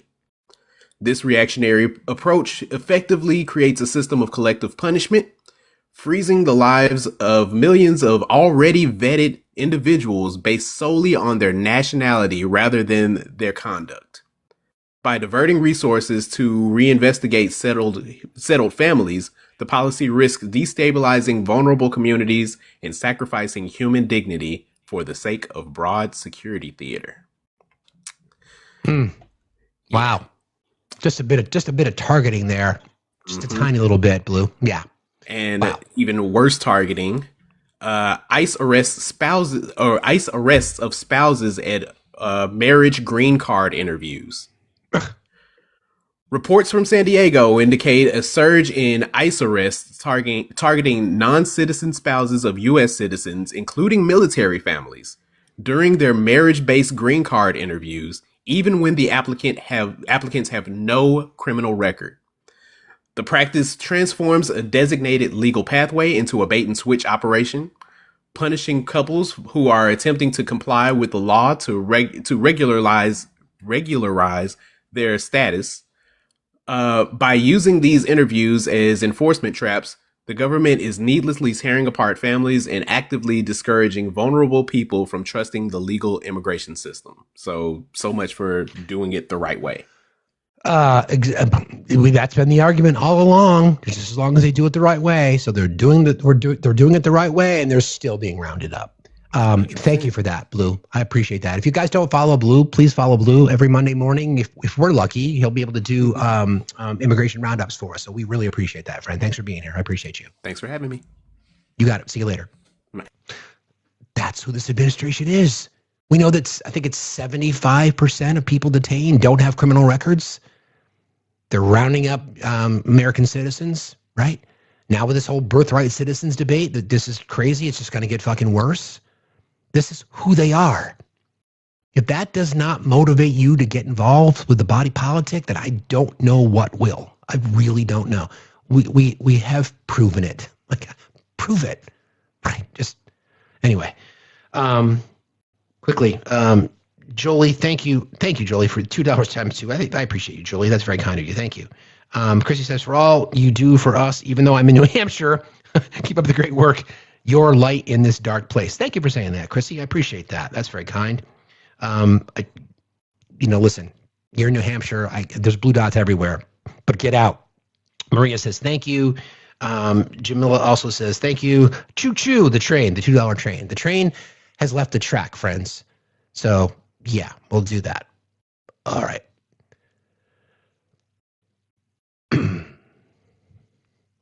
What I think about this time in our history is that I said this earlier. If there is any silver lining in any of this, it exposes exactly what we thought was going to happen, that the worst of the worst, characteristically speaking. All right. And, I'm here to call it out every single day. I am here to rip the scab off this bullshit, this racism, this xenophobia, this bigotry, this just complete fucking nonsense, this racism, this hatred towards people. We're on the right side of this, friends. Just keep that in mind. Okay. I want to shift just briefly we're going to talk about the Coast Guard, because the Coast Guard has a role in this. And once again, because our friends on the right don't understand how law works, especially maritime law, the Coast Guard can patrol in international waters, right? They patrol in international waters. It's part of their job. One of their primary functions is to intercept and interdict drug boats. They've been doing it very well, very effectively. 500,000 pounds, I think, so far this year, something to that effect, right? Right. So they've been doing their job. And in my opinion, the reason that the Coast Guard is not involved now is because the Coast Guard can't just indiscriminately unalive people. Can debate that, I suppose, but the Coast Guard does have a function in this. And we're going to get into some of the Coast Guard's stats and what they do and how they do it. Again, the people who don't know shit about our government thinks that the Coast Guard only patrols U.S. waters. It's just not true. It's just flat out not true. It's not. Don't even debate them on the topic, you guys. Don't even debate them on it. It doesn't fucking matter, right? Just don't even debate them. So what I'm going to do now is I'm going to build a story here. It's going to start with the things that I played the sound from Pete Hegseth. Right after the initial hearing with Admiral Bradley, we started to see the spin, right? The spin. Now, spin happens both ways. But the problem with the Republicans have now is they have very, very few people that are how should I say this? That are on the side that Tom Cotton's on. So we're going to you're going to hear a lot from Tom Cotton this morning. Tom Cotton's a veteran. Tom Cotton is the chairman of the Senate Intelligence Committee. This was his interpretation. And then he was interviewed by Kristen Welker on Meet the Press yesterday, and we're going to play some more of that too. This is how it started. The second strike and the third and the fourth strike on September 2nd were entirely lawful and needful, and they were exactly what we'd expect our military commanders to do. What exactly did you see in terms of the video of the second strike? Were there survivors? I saw two survivors trying to flip a boat in the United States back over so they could stay in the fight. And potentially, given all the context we heard, of other narco-terrorist boats in the area coming to their aid to recover their cargo and recover those narco-terrorists. General Kane made it clear, have not changed from the first strike to today. So the actions that our military took on September 2nd and the actions they took on a subsequent strike in which there were distressed shipwreck that were deemed non-combatant is happening under the same legal standards and operation order. Was there a kill-all order from Secretary Hegseth? No, both. Admiral Bradley was very clear that he was given no such order, not to give no quarter or to kill them all. That's just not true from what I just read to you. That's absolutely not true. Now, again, was there an order that said unalive them all? Not in those words. If you want to play the semantics argument, the decorated admiral said, I was told that all 11 people that we targeted were on a list, therefore I can go after every single one of them. So Mr. Cotton is using the semantics argument. Fine, whatever. He was given an order that, of course, was written down in great detail, as our military always does. That's fucking wild-ass spin. That's wild, wild, wild spin. He has since doubled down on that. So, like I said, he was on over the weekend. He was on the shows, as they say. He sat down with Kristen Welker. This is about a 13-minute interview. I'm going to interject so we can stay up on YouTube. By the way, hello, YouTubers. If you guys have not yet subscribed on YouTube, could you please do that? It's a free subscription. Just go ahead and please do that. There's a super chat feature that for some reason, I keep getting these restrictions and I don't know why. So I'm unable to open up the super chats, but I appreciate you all being here. Thank you very, very much. Please consider subscribing to the YouTube channel. You can find the link in the link tree in my bio. Same with Twitch. So this is Tom Cotton again on the weekend. You heard what he said. What they want you to fucking believe. Think about this. They want you to believe, in Pete Hegseth's own words, right? The boat was on fire. Fog of war. The boat was on fire. A boat that they alleged was big enough to bring schmugs to the U.S. waters. General Bradley, or Admiral Bradley, testified that that boat was not going to the U.S., therefore not a threat to the U.S. A boat that was capsized. Tom Cotton wants you to think, this is how stupid he thinks their voters are. He wants you to believe that two people who got discharged from a boat because it just got hit by U.S. missiles, okay? Got hit by U.S. missiles, got thrown into the water, it swam back over to the boat, climbed on the wreckage, technically by definition it's a shipwreck, and those people were going to be able to flip the boat over themselves. I mentioned this last week. I have a canoe. Do a lot of fishing in the summer, okay? I've been on the canoe myself before, and anybody's ever been on a canoe. There's two types of people who paddle a canoe. Those that have flipped it and those that will. I've been in the water by myself with a canoe. I'm not a small guy. When the water's over your head, it's fucking hard as shit to flip a canoe over. And then when you do it, there's water in it. So what they want you to believe is that a boat that is big enough to make it to the shores of the U.S., loaded down with schmugs, electronics, 5 fucking outboard motors, 2 people who just got expelled into the fucking water can flip it over. That's what they want you to believe. And they think that even though it was capsized, that it's still a threat. Okay. This is Tom Cotton doubling down on his story. Of the Senate Intelligence Committee, who was in those briefings this week, Republican Tom Cotton of Arkansas. Senator Cotton, welcome back to Meet the Press. Thanks for having me on, Kristen. Thank you so much for being here after a very big week. I want to ask you about our new reporting. NBC News is reporting this morning that Defense Secretary Pete Hegseth, his order was to kill all 11 individuals on that boat because they were on a list of narco-terrorists who intelligence and military officials determined could be legally targeted. Was Secretary Hegseth's order to kill everyone on the boat because they were on this target list, Senator? The order, like the entire operation, Kristen, is to destroy these drug boats, which are running drugs into our country from foreign drug cartels and traffickers that are killing hundreds of Arkansans every year and hundreds of thousands of Americans. Now, of course, before our military conducts such a strike, they have multiple sources of intelligence that give high confidence that everyone on that boat is a foreign drug trafficker, not an innocent civilian who's being human trafficked, for instance. And therefore, Secretary Hegseth said, and I agree, they're all valid targets. Now, this controversy, let's remember, all started with a Washington Post story about 9 days ago that said after the first strike, there were 2 survivors that were helpless, and then they were ordered to kill these helpless survivors. That is simply not the case. Okay, Tom, I'm going to pause there. So explain to us then how they are not helpless. What would that look like, Tom? And Kristen Walker does a pretty good job in this interview, and not enough. Not enough. Put me in a room with Tom Cotton and let me interview him and let me embarrass him and let me call him out on his bullshit. So, Senator Cotton, thanks for joining us today. Let me ask you a question. Do you think the American public is so stupid that you want them to believe that people who just got blown off a fucking boat could flip it over after it's discharged? Is that what you're saying? Well, Arkansans. I don't give a fuck about Arkansans. I'm asking you. Is that what you think? Do you think people are that fucking stupid?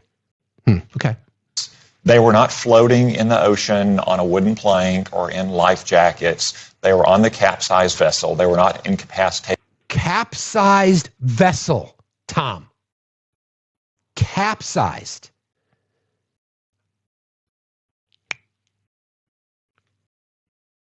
Boat capsized. That's what that means. Capsized. In this interview, you admitted that the boat was capsized. Okay. In any way, it was entirely appropriate to strike the boat again to make sure that its cargo was destroyed. It is in no way violation of the law of war. And I think the Washington Post owes Secretary Hegseth, and especially Admiral Mitch Bradley, a highly decorated career Navy SEAL, an apology for that slander? I don't think Admiral Bradley is asking for an apology because he admitted in his testimony, once again, just to be clear, Secretary of Defense Pete Hegseth ordered the military on September 2nd to unalive all 11 people on a suspected drug smuggling boat in the Caribbean because they were on an internal list of narco-terrorists who U.S. intelligence officials deemed could be lethally targeted. The commander overseeing the operation, Admiral Bradley, told lawmakers in briefings this past week. So which is it? Are we supposed to believe you, Tom, or should we believe the decorated admiral? Who should we believe? Because those stories do not line up. Now, once again, if you want to play the semantics game, sure. Did Pete Hegseth say unalive them all? Maybe, maybe not. Was there a directive that came from the U.S. intelligence community to the military that said all 11 people that are on that boat you can take out? Because that's what we have. But no, Tom. That's probably a bridge too far. Tom. Okay, and we're going to get to what you saw in the video momentarily, but I just want to be very clear because what you're saying is significant, Senator. It sounds like you're confirming, did Admiral Bradley brief lawmakers that, in fact, all of the people on that boat were on a military target list? Is that accurate? I did not hear him personally say anything about a military target. Oh, of course not. That's convenient. Oh, listen, I heard everything he had to say. I heard that the boat was capsized. I heard that it was a threat, blah, fucking blah. And now it's convenient when you're pressed? Got it. Target list. Now, he had several briefings throughout the day. I wasn't in the briefing, for instance, with Mark Warner, my counterpart on the Senate Intelligence Committee. I can only say what he told me. He said they had high confidence based on multiple sources of intelligence that everyone on that boat was part of a foreign terrorist organization and been designated by the U.S. government. It does not give the United States military permission to unalive people. There are rules of engagement. The War Powers Act has not been signed off on because Congress didn't approve it. There's the Geneva Convention, there's U.S. law, there's DOD directive, and there's international law. Under no conditions, under no circumstances, under none, no matter how they want to try to justify this because they keep telling on themselves, should those two people have been targeted like they were? You don't want to call it a war crime? Don't call it a war crime. I'll call it fucking schmurder because that's what it is. So they could be legally targeted. They could be lethally and legally targeted, he argued. Yes. Okay. Both before the first strike and after the first strike. Was Admiral Bradley acting on Secretary Hegseth's orders, Senator? Well, anytime you have an operation like this, there's an operation order. It's written down. It's got very detailed instructions. I think because this was the first strike, Secretary Hegseth and Admiral Bradley both wanted to be present and be making the decision. As you heard Secretary Hegseth in the opening say, he initiated the first strike. You've seen the video. There's a lot of smoke. It takes a long time to clear. I'm sure Secretary Hegseth had many other matters that he had to attend to. Something more important, like did he have a massage? Did he go for an eyebrow wax? What was more important? There was an active engagement. Isn't he the boss? Isn't he about the warrior ethos, defending war fighters? But he had something more important to do. Once again, what Tom Cotton is mentioning is, oh yeah, there's a written command, there's a written chain of command. The SecDef was absolutely the assistant manager to the assistant manager of war crimes was certainly involved in. So that takes the responsibility off of Admiral Bradley, puts it, well, not entirely, I'll get to that in a second, puts it right on Kegsbreath's back. Okay? Boom, right? It's on your back. Now, what Tom Cotton is going to say is that after that, Admiral Bradley acted alone? I don't think so. I don't think that's a good try, though, Tom. Good try. They both wanted to be present and be making the decision. As you heard Secretary Hegseth in the opening say, he initiated the first strike. You've seen the video. There's a lot of smoke. Right. He initiated the first strike. There was, according to Admiral Bradley's testimony, there was a written directive from the intelligence community to the military that all 11 people on that boat could be targeted with lethality. Lethal and kinetic, as the assistant manager to war crimes has stated numerous times. It does not give, I don't even think it gives them the rights the first time to do it, especially since the fucking Coast Guard has been doing this forever. The second strike, absolutely not. It's fucking murder, period. Takes a long time to clear. I'm sure Secretary Hegseth had many other matters that he had to attend to, and he trusts Admiral Bradley. Once the smoke had cleared, once cloud cover cleared, it was clear that the first strike had not destroyed the boat. Then Admiral Bradley made the decision. Again, Tom, the boat was fucking capsized. How can you sit there and say the first strike did not damage the boat? Or what did he say again? Let me just get the exact words. Once the smoke had cleared, once cloud cover cleared, it was clear that the first strike had not destroyed the boat. The first strike had not destroyed the boat. You, in your own words, said the boat was capsized. It was on fire. How the fuck is that not destroying the boat? It's not fucking Inspector Gadget.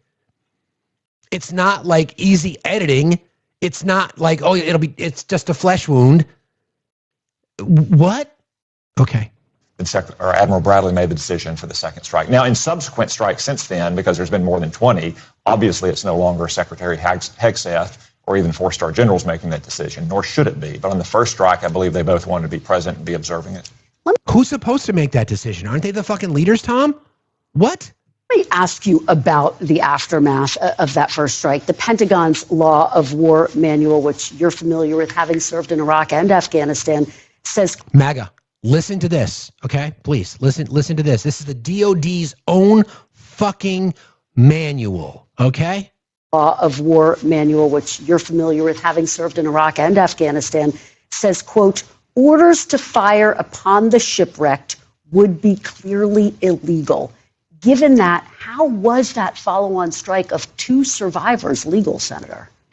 Well, again, Kristen, they were not incapacitated. They were not in the water, surviving only because they had a life jacket. What? I'm sorry, what was that? Well, again, what? Kristen, they were not incapacitated. They were not in the water, surviving only because they had a life jacket or hanging to a plank of wood. They were sitting on that boat. They were clearly moving around on it.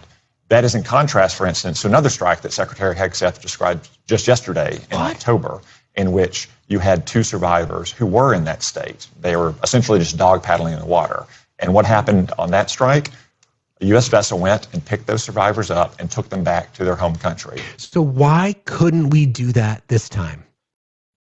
How is a boat that is on fire, exactly, Haslo, moving around on it.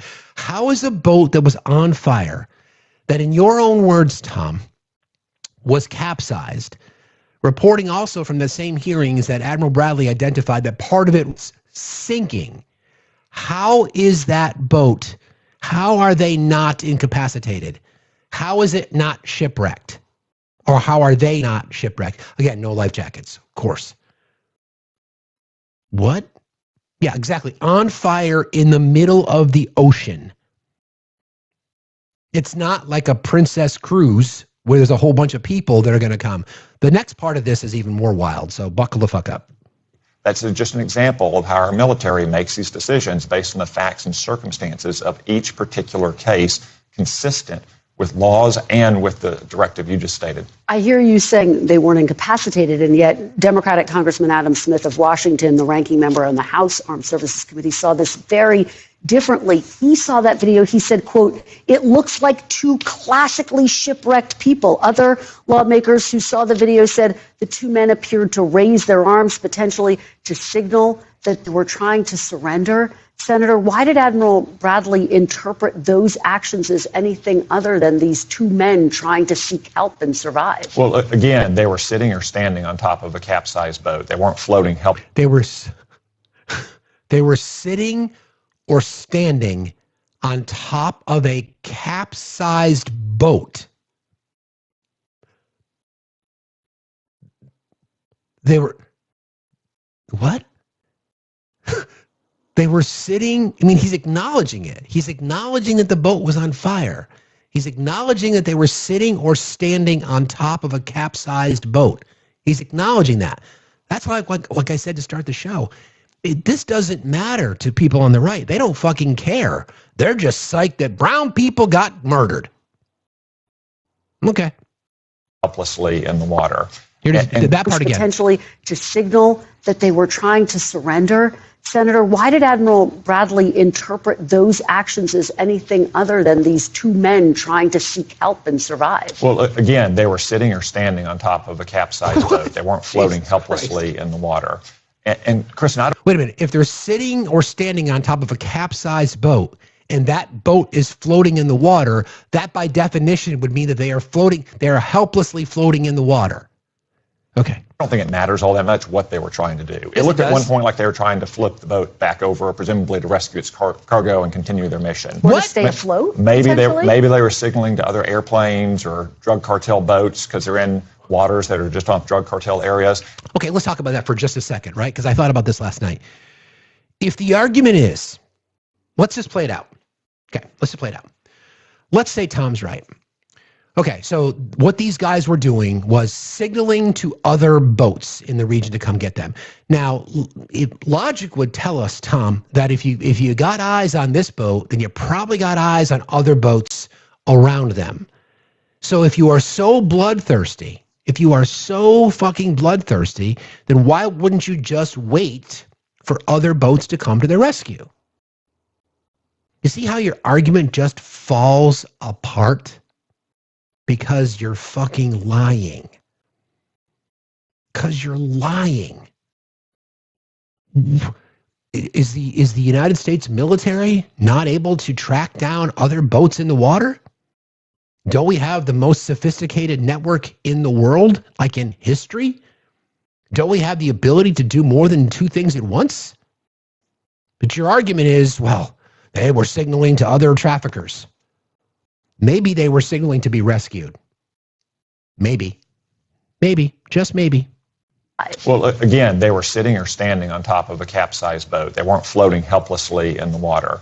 And Kristen, I don't think it matters all that much what they were trying to do. It looked at one point like they were trying to flip the boat back over, presumably to rescue its cargo and continue their mission. Or to stay afloat? Maybe they were signaling to other airplanes or drug cartel boats because they're in waters that are just off drug cartel areas. At one point, the guy takes off his T-shirt. Maybe he's trying to get a suntan. It doesn't really matter. Maybe he's trying to get a suntan, Tom? Gee, I don't know. If I just got discharged from a vessel with missiles and the boat is capsized and I could be burned, I could have a concussion or whatever else, I'm just going to take off my shirt, slap on a little Tropicana, slap on a little Bain de Soleil for the Saint-Tropez tan, and just chill on the floating vessel. Where's my grapes? What the fuck?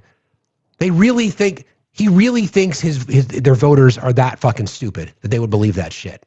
Okay. Matter what they were trying to do. What matters is that they were not in a shipwrecked state, distressed, dog paddling in the water at all. And therefore, that boat, its cargo, and those drug traffickers remained valid targets. And I think what the Democrats object to here is not the second strike, it's the first strike and every other strike. We object to all of it because we want the fucking evidence, and you haven't provided any, period. Strike. And we are all these boats. We are going to talk about that as well. You continue to talk about, one of them took off his shirt as if he's trying to suntan. But again, your colleagues, some of them saying, look, they were waving their arms around. Isn't it possible that even the act of taking off a T-shirt could have been part of an attempt to get attention for help?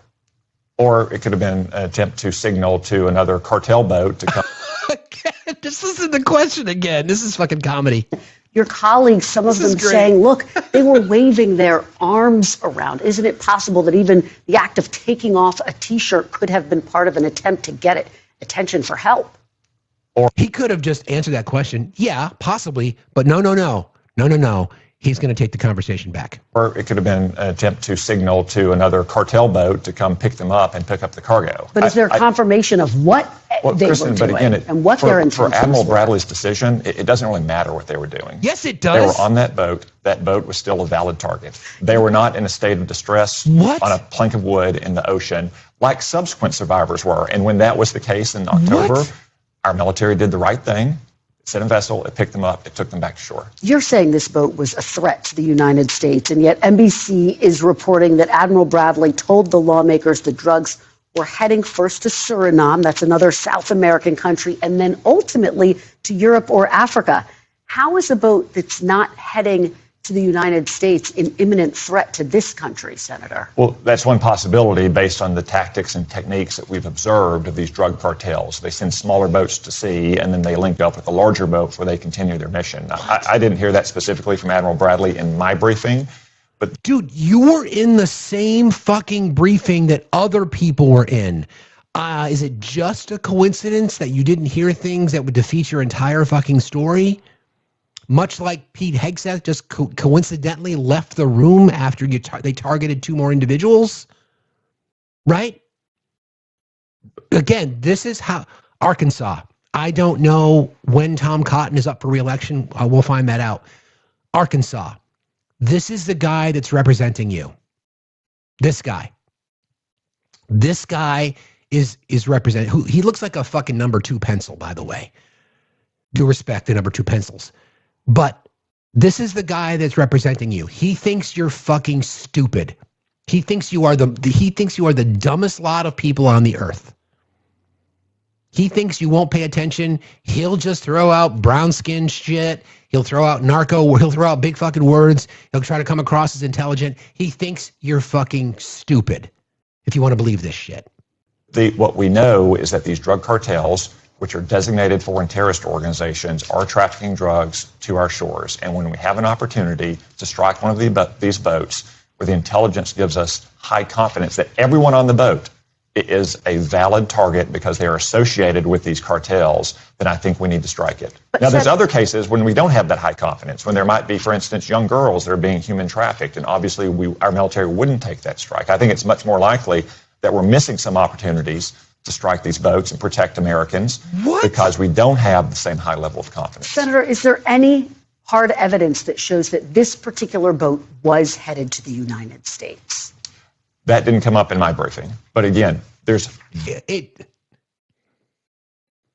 notice the things that he has said that didn't come up in his briefing are also the same things that would destroy his entire fucking narrative. It's such an easy cop-out. I wasn't in the room when I learned that. I wasn't in the room when I was told I couldn't cheat on that test. Sorry, I wasn't there. I didn't know. I wasn't in the room when I was told not to eat the last brownie. Sorry, I wasn't there. How is it that other people who were in the same briefing that you were in are reporting on the things that don't make your story look too good? What? Okay. Very reliable, multiple sources of intelligence that tells us that this boat had drugs on it, that everyone on that boat was associated with these designated foreign terrorist organizations that are. So therefore, the kill them all order, Tom, was exactly as reported, was accurate. Cool. Trying to kill American children. But are you comfortable having the United States target a boat in which you have not seen evidence that it's actually heading to the United States, that it's an imminent threat? Any boat loaded with drugs that is crewed by associates and members of foreign terrorist organizations that are trying to kill American kids, I think is a valid target. I'm not just comfortable with it. I want to continue it. Okay. Do you think that the video should be released in full to the American public, as President Trump has said he would support? So I personally... And then, by the way, the president has backtracked. Cool. I don't have any problem with it. It's not gruesome. I didn't find it distressing or disturbing. It looks like any number of dozens of strikes we've seen on Jeeps and pickup trucks in the Middle East over the years. I will say that the department... That was authorized because we were at war, that were authorized under the War Powers Act, that were authorized under congressional authority, none of which applies in this case, Tom. It may have valid concerns about revealing what we know about tactics and techniques that these cartels are using or about our sources or methods. And I would trust Secretary Hegseth and his team to make the decision about whether they can declassify. Well, that's your first fucking problem, that you trust Pete. That's your first fucking problem, Tom. Release the video. But again, there's nothing remarkable about the video, in my opinion. Let's talk bigger picture, as you were just alluding to. The Trump administration, overall, these military actions, has taken action against 22 alleged drug boats, killing 86 people. Now, Republican Congressman Mike Turner of Ohio made the point. He said this, quote, if the people in these boats were captured and had a trial and were convicted, they would not be subject to capital punishment. Correct. They would go to jail. Correct. Why should death without due process be That's Republican Mike Turner, by the way. the punishment at would-be drug smugglers at sea? Well, what President Trump is trying to do, and what I support, is to protect Americans from these drugs, especially kids. Again, we've had hundreds of thousands of Americans die of drug overdoses in recent years. And it's been proven that the best way to have a large-scale effect on these drug traffickers is to destroy these boats. It's been proven by whom? Is the proof in the room with us now? I don't see it.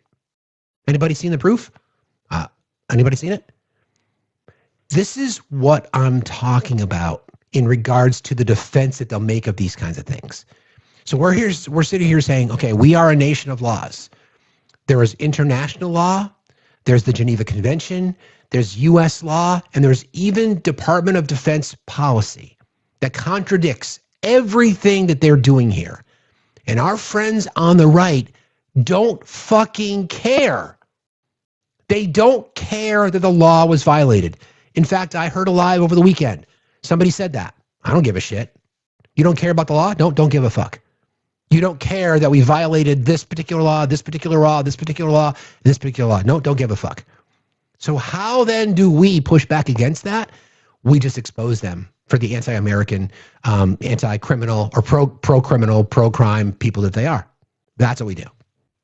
Interdiction is very dangerous for our sailors or for our Coast Guardsmen. It's time-consuming, and it's clear over the years that it simply doesn't have the kind of impact that blowing up these boats do. Right now, there's been a significant decrease in drugs trafficked into our country, and I bet there's a significant decrease in the number of cartel members who are willing to get on these boats. But the United States doesn't shoot people at the border who are bringing drugs into the country. Why should it be different at sea? Exactly. Are you saying we should start shooting people at the border? No, I'm not, Kristen. But we are going to the source where we have large-scale boats that are trafficking hundreds, if not thousands of pounds of drugs that could kill thousands of Americans, hundreds of Arkansans a year. It is a highly... Hey, Arkansans, do you like it when he talks about you? Because he thinks you're stupid. Just want to let you know. He thinks people who live in your state, people who live in Arkansas, people who are Arkansans, he thinks you're stupid. Just want you to know that. Effective and efficient way to stop these drugs from reaching our shores. You are talking about the president protecting Americans, Arkansans, from drugs, and yet just this week, the president pardoned the former president of Honduras who trafficked more than 500 tons of cocaine into the United States. Gee, I wonder if he's going to say he doesn't know anything about that. I'm curious. He was serving a 45-year sentence, Senator. How does that make America safer? Well, I haven't spoken to the president about that pardon. Right, got it. There may be strategic reasons to pardon a former president of Honduras because of our relationship with Honduras and trying to move them in a more pro-American direction. I'll leave that open as a possibility. But wait a minute. I didn't notice that when I listened to it the first time. To move them in a more pro-American direction? They're a different country, Tom. Did you mean a pro-democracy direction? Is that a bit of a slip there, Tom? Interesting. Let me just hear that again. Tons of cocaine into the United States. He was serving a 45-year sentence, Senator. How does that make America safer? Well, I haven't spoken to the president about that pardon. Of course not. There may be strategic reasons to pardon a former president of Honduras because of our relationship with Honduras and trying to move them in a more pro-American direction. I'll leave that open as a possibility. Interesting. But, Kristen, I think you know my general approach to crime is that we should convict them, and then we should lock them up, and once they're locked up, we should keep them locked up. Cool. So given that, do you oppose the pardon, given that you're saying you want to protect Arkansans? I'd have to know more about the circumstances. Dude, you just said you don't want leniency for drug offenders.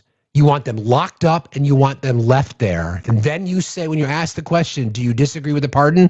Again, this fucking guy, he's a fucking snake. With Honduras and trying to move them in a more pro-American direction. I'll leave that open as a possibility. But, Kristen, I think you know my general approach to crime is that we should convict them, and then we should lock them up, and once they're locked up, we should keep them locked up. So given that, do you oppose the pardon, given that you're saying you want to protect Arkansans? I'd have to know more about the circumstances. Sometimes pardons of foreign nationals who have been leaders of other countries do have underlying strategic reasons. But my approach, as you know, Kristen, to crime is to lock them up, throw away the key, and don't let them out. The War Powers Act requires the president to notify Congress of the reason for committing combat troops within 48 hours of their deployment, and it specifies that hostilities must end within 60 days unless Congress extends that period. If the president wants to continue these strikes, which he says he's going to do you believe he needs to seek congressional approval? No, I don't, Kristen. There's literally hundreds, if not thousands, of examples of presidents using the military to protect America, going back to the earliest days of our republic. You don't have to go back that far, though. In 1989, George Bush authorized the invasion of Panama and overthrew its government because their illegitimate dictator was a U.S. indicted drug trafficker. If George Bush can invade a Latin American country and overthrow its regime, I think President Bush has every power under the Constitution to strike boats in international waters from... So, Tom, you may not know this because, Tom, I don't think you're very smart. You are just advocating for more intervention, U.S. intervention, and regime change. It's like, talk about the fucking neocons. That's what MAGA's become, like these fucking neocon warmongers. The same party that says, oh, I hate war. You are literally talking about more regime change. I know he misspoke about President Bush too, but no more wars, right? Okay. Foreign terrorist designated organizations. Okay, final question to you, Senator. The Pentagon's Inspector General was out with a report this week concluding that when Secretary Hegseth shared secret information about the United States. Oh, yeah, then there's that too. The Inspector General just last week said, yeah, Pete shared classified information that he shouldn't have. Yeah, okay, cool. Just, nothing to see here. It's fine. What's a little bit of classified information between people who shouldn't have classified clearance? Nothing to see here. States attack plan in a Signal group chat. He, quote, created a risk to operational security that could have resulted in failed U.S. mission objectives and potential harm to U.S. pilots. Do you still have confidence in Secretary Hegseth? Absolutely, 100%. And I've read the report. How the fuck can you have confidence in this guy? I mean, how? How can you have confidence in this guy? Tom, do you still feel like you need the MAGA vote? By the way, we have a name. Hallie Schaffner. Hallie Schaffner is a multi-generational farmer in Arkansas. Hallie is running against Tom Cotton. Arkansas. If you are within the sound of my voice and you have connections to Hallie Schaffner's campaign, I would love to have her on the show and interview her and play some of this sound and get her to react. So if anybody knows who Hallie Schaffner is or has any contact in the campaign, please reach out on my behalf and say we'd love to give her an opportunity to tell the world about herself, because Tom Cotton is fucking nonsense. Back to his bullshit. Just the public report, but the classified report, it exonerated Secretary Hegseth of any criminal wrongdoing, the rest of the group chat as well. And Kristen, it did fucking not. Are you kidding me? This has been one big fucking gaslight after another. Thank you, Heidi. It's been one big gaslight after another. It absolutely did not exonerate him. The summary of that report concluded that he shared classified information on a Signal app that was not authorized, that he violated the entire DOD policy. It did not exonerate him at all. Not one fucking bit. Not one bit. To come up there and say that it exonerated him? Are you fucking kidding me? You know what I think is happening behind the scenes? I think Tom Cotton is lobbying to be the next SecDef, because I feel like the administration can no longer protect Pete. They're going to try to give him a ceremonial exit, and I think Tom Cotton, because of how much he is fucking simping here, is lobbying to be the next SecDef. Just my opinion.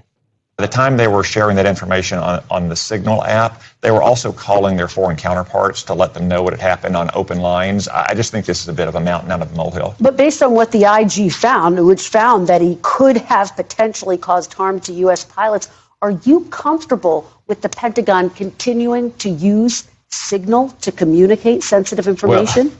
Well, I'm not going to opine on what communication apps or devices our government does or does not use until the bad guys. Dude, your job is, you are the chairman of the Senate Intelligence Committee, whose responsibility it is to provide oversight over agencies who are using tools that violate our own law, exposing intelligence. That's your fucking job, dumbass. It is literally your fucking job. I just realized I am fired up today. Anyway, I'm going to play this. I'm going to play this again. None of the molehill. But based on what the IG found, which found that he could have potentially caused harm to U.S. pilots, are you comfortable with the Pentagon continuing to use signal to communicate sensitive information? Well, I'm not going to opine on what communication apps or devices our government does or does not use until the bad. It's your job, dude. It is your fucking job to opine about shit like this. Does that on national television. Would you encourage them not to use signal, though? I'm confident that Secretary Hegseth is making the right decisions to protect our country, also to keep other administration officials and our foreign counterparts informed. I have total confidence in the job he's doing. Senator. That's fucking wild. That is one of the most despicable examples of a 15-minute exercise in how you fucking gaslight people. Unbelievable. Unbelievable. We're going to talk. I'm going to play the counter for you guys in just a moment. I've just got a few folks that requested. I'll bring up Drew, and then we'll get back into it. Unreal. Jesus. Whew. Hey, Steve. How are you? You know, Steve, I'm good, buddy, but you're just not being... You're not using your imagination here, Steve. Uh-oh. What did I not do this time? These guys are on this boat. They could have captured a squid, used the ink to make a note, and then tied that note to a seagull and sent it onto another ship, dude. That is so true. Under the sea. That is so true. Yeah. They could have called in Aquaman, who could have rallied the sea creatures. They could have used a sperm whale to drag the capsized vessel across the Caribbean Sea, navigating through other Navy ships that were in the area to deliver their hardware. You're right, Drew. They could have used their shoelaces. They could use their shoelaces to wrangle a couple dolphins and rode those puppies out of there. So true. They totally could have done that as well. Seahorses, like Aquaman from the Super Friends when we were kids, they could have rode the seahorses, the giant seahorses. They could have rode them back to shore, picked up another vessel, dragged that back out to the same spot, flipped that boat over, replaced the drugs that fell on their ship, and then continued on their way. Totally reasonable. They could have gone underwater, discovered a sunken Spanish galleon, restored it, brought it back to the surface, and gone right on back at delivering their cargo. You're just not thinking fourth dimensionally, Steve. It could have been the Black Pearl. They could have used Johnny Depp's swashbuckling partners, Davy Jones's locker eye. Totally, absolutely, totally could have done that. Nothing to see here. Totally. That's how stupid they think we are, Drew. You see it. See, it's all legit. You're just going to have to just withdraw all your comments from the last hour, but.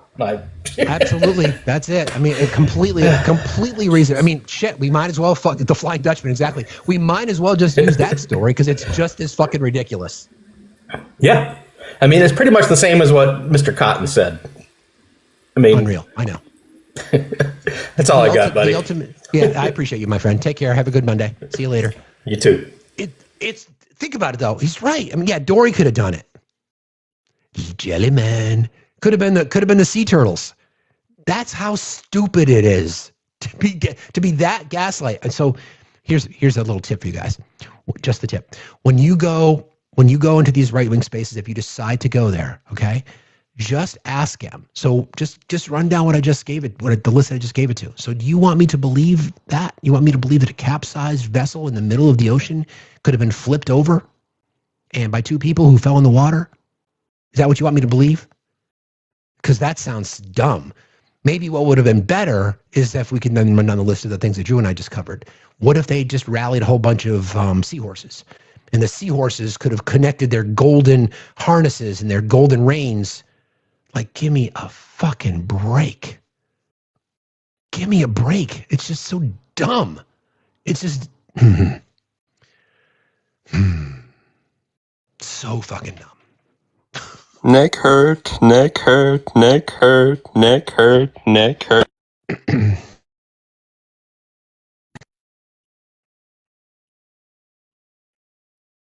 Let's listen to the counter, because Adam Smith, who is a top Democrat, a ranking Democrat on the House Armed Services Committee, was in the same briefing. You know how we talked earlier about how this is spin? So you've got Republicans who are in opposition to what Tom Cotton said, and we've got Adam Smith, who is, I think he represents Washington. Yeah, he's a Democrat out of Washington. Was in the same interview or in the same hearing. This is what he had to say. This is just like, again, think about the questions that George Stephanopoulos asks and how Adam Smith answers the questions. Joined now by Congressman Adam Smith, the top Democrat on the House Armed Services Committee. Congressman, thank you for joining us this morning. You've seen these videos. You were briefed by Admiral Bradley and others. Can you just describe what you saw and what you heard? Well, I think Jim Himes described it really well. There were two survivors on an overturned boat, and Senator Cotton's description of it is simply not accurate. When they were finally taken out, they were trying to flip the boat over. The boat was clearly incapacitated. A tiny portion of it remained, capsized the bow of the boat. They had no communications device. Certainly they were unarmed. Any claim that the drugs had somehow survived that attack is hard to really square with what we saw. So it was deeply disturbing. It did not appear that these two survivors were in any position to continue the fight. And then you get into the larger issue, which you previewed, of what is the fight exactly? They were trying to bring drugs and not even... It's a really good question. Like, what's the fight? They say they could get back in the fight. What is the fight? There's no evidence that they were armed combatants. No evidence at all. What fight? What fight are they in? Into the United States, by the way. There's no evidence. I mean, the drugs were going to some other point where they were going to be transshipped from there. And again, no congressional authorization for this. If it is a war, then there should be either congressional authorization or compliance with the War Powers Resolution. So this seems to go directly against Donald Trump's pledge to keep us out of wars. He seems to be dragging us into one without legal authorization. Let me just pin you down on one point, because Secretary Hegseth also said yesterday that the survivors could have still been in the fight and have access to radios to link up with another boat carrying the drugs. Yeah, that's ridiculous. There are no radios. They ought to release the video. If they release the video, then everything that the Republicans are saying will clearly be portrayed to be completely false. And people will get a look at it and they will see. The boat was adrift. It was going where the current was going to take it. And these two were trying to figure out how to survive. And the interpretation of this, that if maybe there were still drugs somewhere on that boat, that justifies the use of deadly force, is an incredible expansion of presidential power. If you say anyone who has drugs that they're intending to illegally transit to the U.S. is a legitimate target for deadly force, the amount of power that gives the president and the U.S. military is unprecedented and something that ought to be concerning to all of the American people. On the release of the video, President Trump has said he's fine with having it released, but Secretary Hegseth also said yesterday that's still being reviewed, and he raised the possibility that they can't release it because they don't want to compromise sources and methods. Yeah, that's ridiculous. I mean, how many videos have they released to date? I'm not sure. It's like 15 or 20. They've showed the strike. It's not very hard to make sure that nothing in that video shows anything. If they showed us just the portion that we saw of those two on the boat, it's no different than any of the dozen-plus videos they've already released. I mean, it seems pretty clear they don't want to release this video because they don't want people to see it, because it's very, very difficult to justify. Exactly. I mean, that's, you want to solve the problem? Let the American people decide, right? Just let the American people decide. I don't think any of the boat strikes fall within the law. I think they all violate the law. Based on the DOD's own manual, we know that the second strike, the indiscriminate killing of non-enemy combatants and or survivors and or people that are shipwrecked, violates the laws across the board. Part of the reason that when the president was pressed in the Oval Office recently, he said, oh yeah, release it, but they've all changed their tune. They've all changed their tune now, because if they did nothing wrong and what Tom Cotton wants people to believe is true, then let the American people see it. You won't do that though, will you? And again, big issue here is President Trump's dragging us into a foreign conflict when we have domestic issues that we're supposed to be paying attention to, that we need to be paying attention to. It's directly contrary to the campaign that President Trump ran. And is this really about drugs, or is it about regime change in Venezuela? Are we about to go to war with Venezuela? The president has alluded to that repeatedly over the course of the last several weeks, couple months now. And that, too, I think would be very, very bad for the national security interests of our country. Have you or any of your colleagues in Congress been given any briefings on the possibility of land strikes in Venezuela and taking out President Maduro? We have not. And that's the other aspect of this Department of Defense and the president. They don't really think that Congress should be allowed to exercise their oversight. They have not kept us informed on this. They did not inform us of these strikes. The decision to go forward with this was made in late July. The execute order that the White House gave the Department of Defense was issued on August 5th. By law, they are supposed to transmit that execute order to Congress within 30 days. They haven't. They have no intention of doing so. Look, I mean, that's the biggest problem with this Department of Defense. They don't seem to think that the law applies to them. I mean, let's start with the fact it's the Department of Defense. I'm out at the Reagan Defense Forum, and they're all running around calling him the Secretary of War, the Department of War.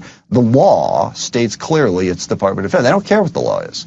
They do and say what they want. And look, we're going to have arguments between the executive branch and the legislative branch. Every president that I've worked And we're supposed to.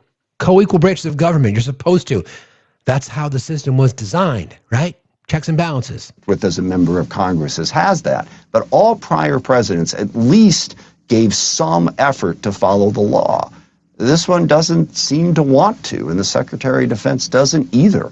That undermines our representative democracy and our Constitution. You say the Secretary of Defense doesn't want to follow the law. We also saw this Inspector General's report on the release of sensitive information on the Signal messaging app before the strikes in Yemen. Secretary Hegseth has called that a complete exoneration. Your response?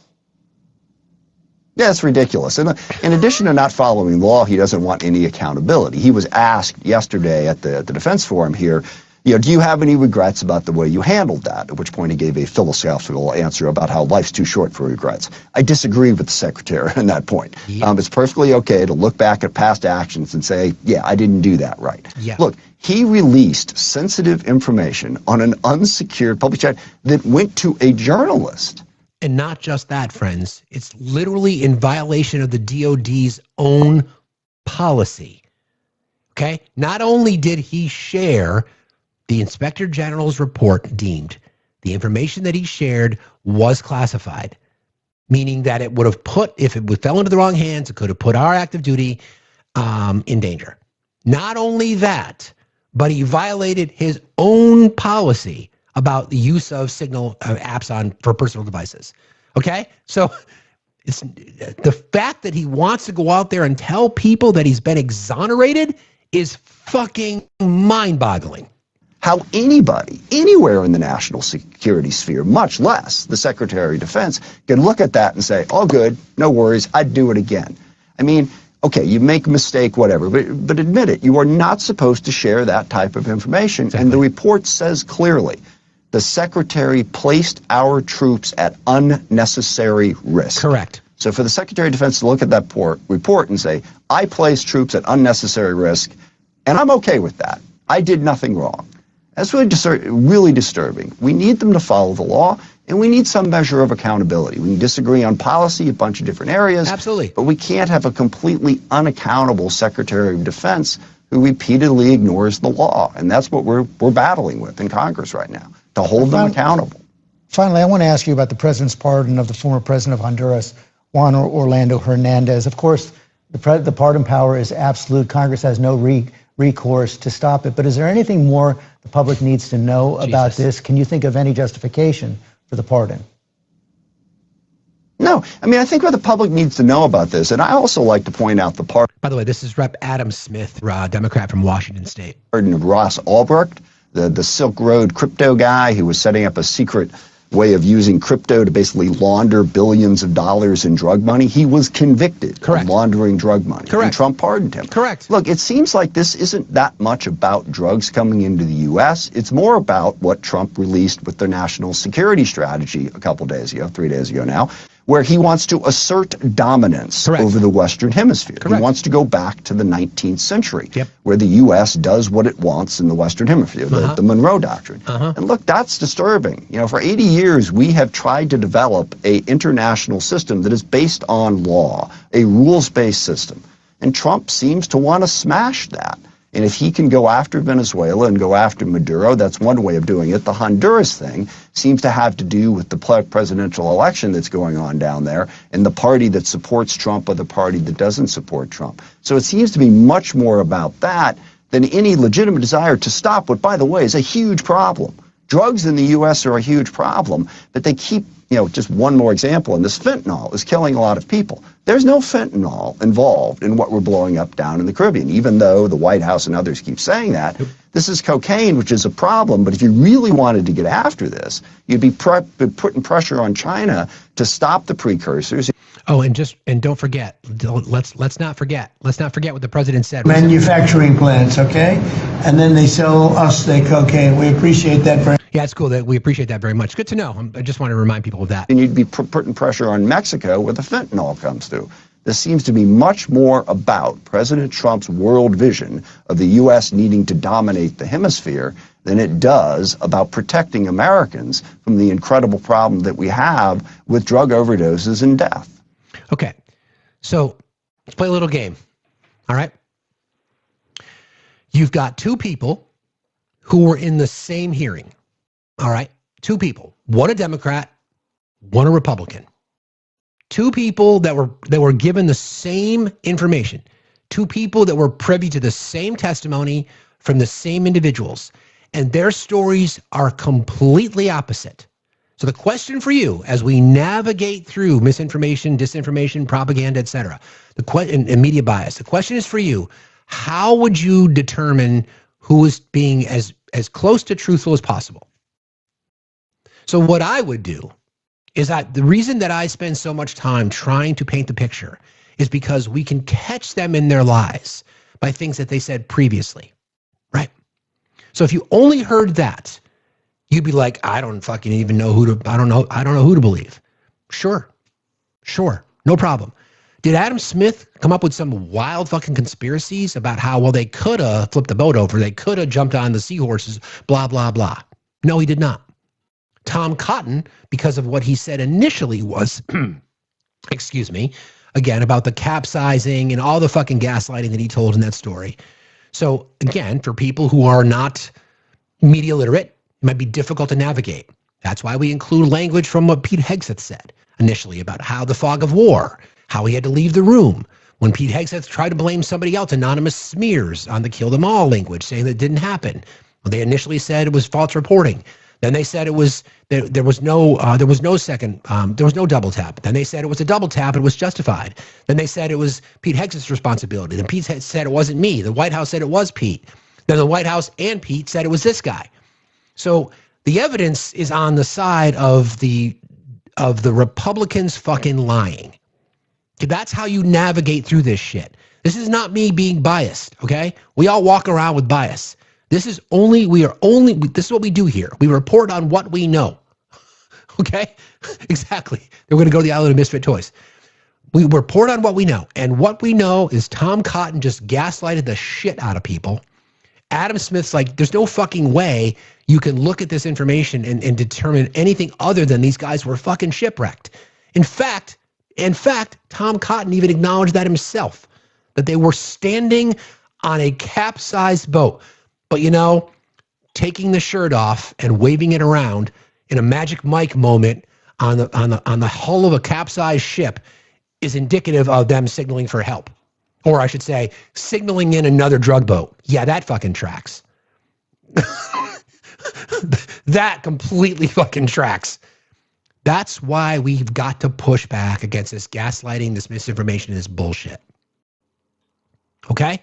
That's why it's important. That's why we spend time doing this, to try to paint that picture. Grateful to have a 4-hour show every day to be able to do it. Because if it's just going to be isolated and just going to be a little sound bites, then it becomes, well, you're just biased. Again, we all walk around with bias, for sure. But how else could you determine where is the contradiction to what Adam Smith just said? There is none, other than what Tom Cotton wants people to believe.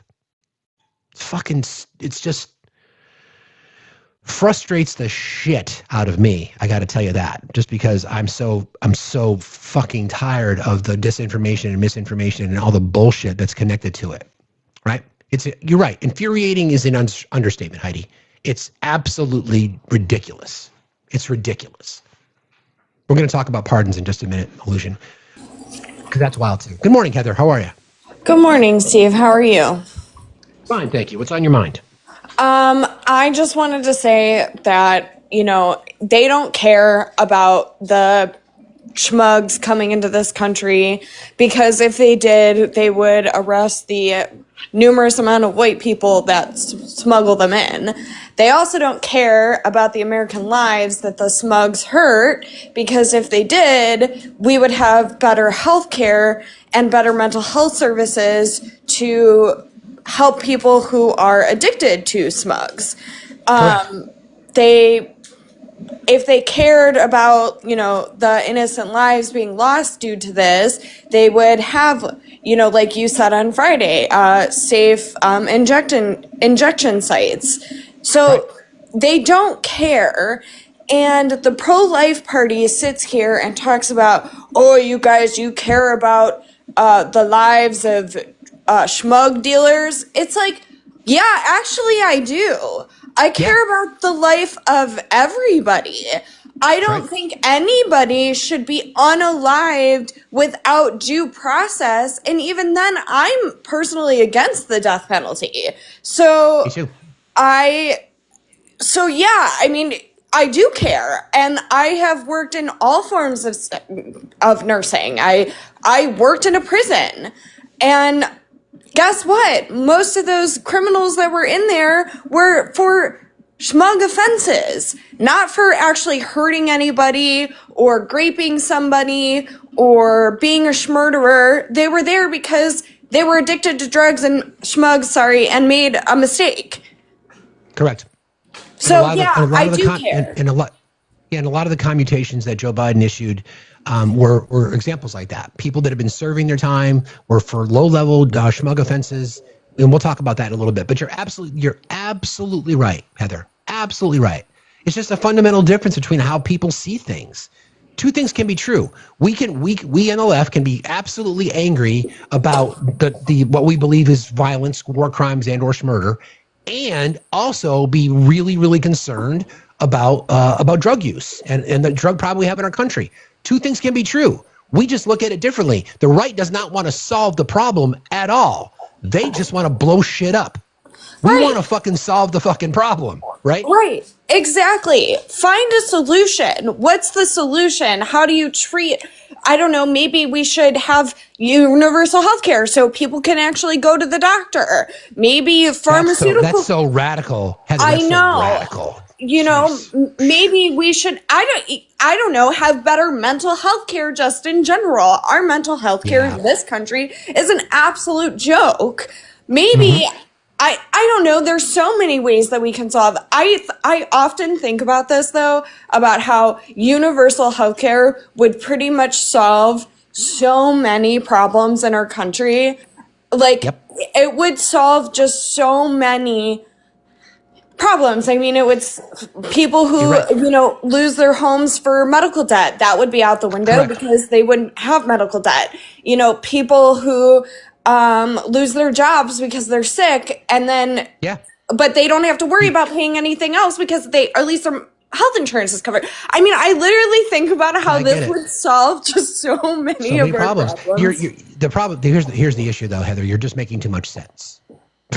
I know. So, I appreciate you as always for jumping in. Thank you for your passion, and you're right. I appreciate you. I appreciate you too, Steve. Thank you for letting me rant. I appreciate you. You got it. See you later. All right, bye. That's right.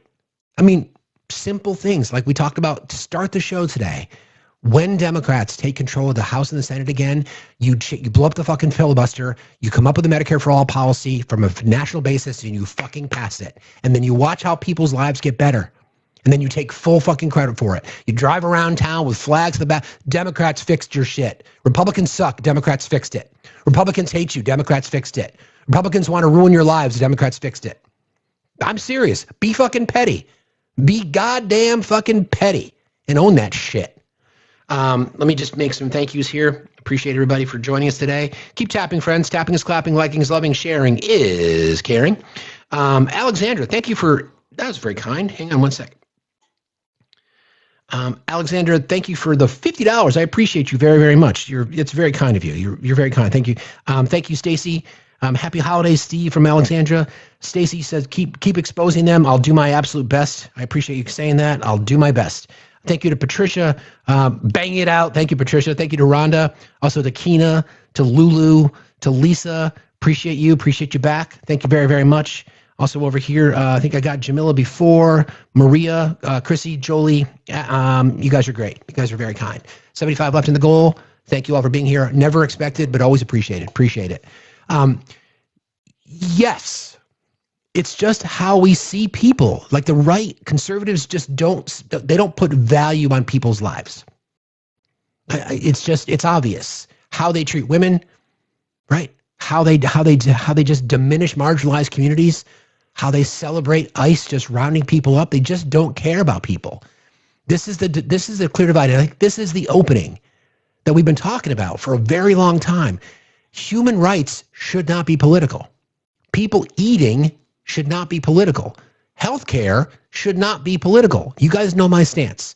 I believe that every human being on earth should be treated with dignity. Healthcare, food, water, shelter. Why are we fighting about that shit? There's no reason to be. None. Whatsoever. People celebrating unaliving because they feel like big bad government. They want to go back to C-19. They want to come up with all these kinds of things. They'll come up with excuses. Yeah, even you truck nuts, exactly. They come up with all these excuses. All we want is for people, listen, all we want, people on the left, just want to be left alone. To live our fucking lives. And we want everybody in our neighborhoods to have the same opportunities. We don't care who people love. Listen, the way I look at it, in same-sex marriages, they have just as right to be miserable in their marriage as the rest of us do. I say that facetiously, but if you know, you know. Just leave people alone. Get the fuck, it's everybody on the right had this obsession with wanting to control everybody's lives. And yet they argue about, feel like they're being controlled. You care about nothing. You stand for nothing. They stand for nothing. The overwhelming majority of Americans believe in the respect and dignity of human rights. It's boring on a bumper sticker. In fact, I mentioned earlier that I was on this call last week with some, I had the pleasure of being able to chat with Congresswoman Debbie Dingell, Congressman Mark Pocan, and it just reminded me that there are people out there that are fighting for this shit. People that want to push the needle, even elected Democrats in Congress are like, we got to do better. This is unacceptable. We got to push the needle. People always ask about who the leaders of the Democratic Party are. My argument is we've got three leaders. It's Zohran Mamdani, it's AOC, and it's Bernie, because they're talking about the things that matter to people. Status quo Democrats are looking for a leader. I'm like, why fucking look for a leader? You got three. They're right there. They're right there waiting to serve. They're right there talking about the things that fucking matter to people, period. Rent stabilization, free public transportation, healthcare, going after corporate tax cheats, refunding public, Jasmine Crockett, another one, refunding public education, right? Why are we always looking for a leader? I want to see leaders. I want people to show me that they're leading. Why do we find ourselves always looking for somebody? Like, who's the next? I want them to tell me. I want them to show me by their actions. The reason that the right is so afraid of Zohran, Donald Trump's new bestie, and AOC and Bernie, is because the policies they have will benefit their voters.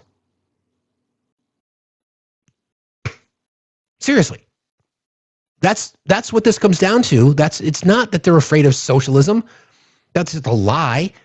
That they're afraid of these radical leftist ideologies and policies. They're afraid of the fact that people want them. They're afraid of the fact that it's popular. They're afraid of the fact that it will work. That's why, because then they have no cover anymore. Then they can't continue to simp for their corporate daddies. They can't continue to take lobbyist money. It's just one thing after another, and it's on us to stay involved, which is why I always tell you guys, apathy is where democracy goes to die. If you are ever at a point, if you're ever faced with a decision, I don't know if I want to go to that rally. I want little Steve to be sitting on your shoulder, screaming in your ear. The fuck you don't. Get up off your ass and get out there. That's the best gift that you can give me in our community. To show that you're involved, to go out there and do something, to call this stuff out, to demand basics. Healthcare, food, water, shelter. Should not be controversial. It really should not be controversial. And I don't know why it's become that way.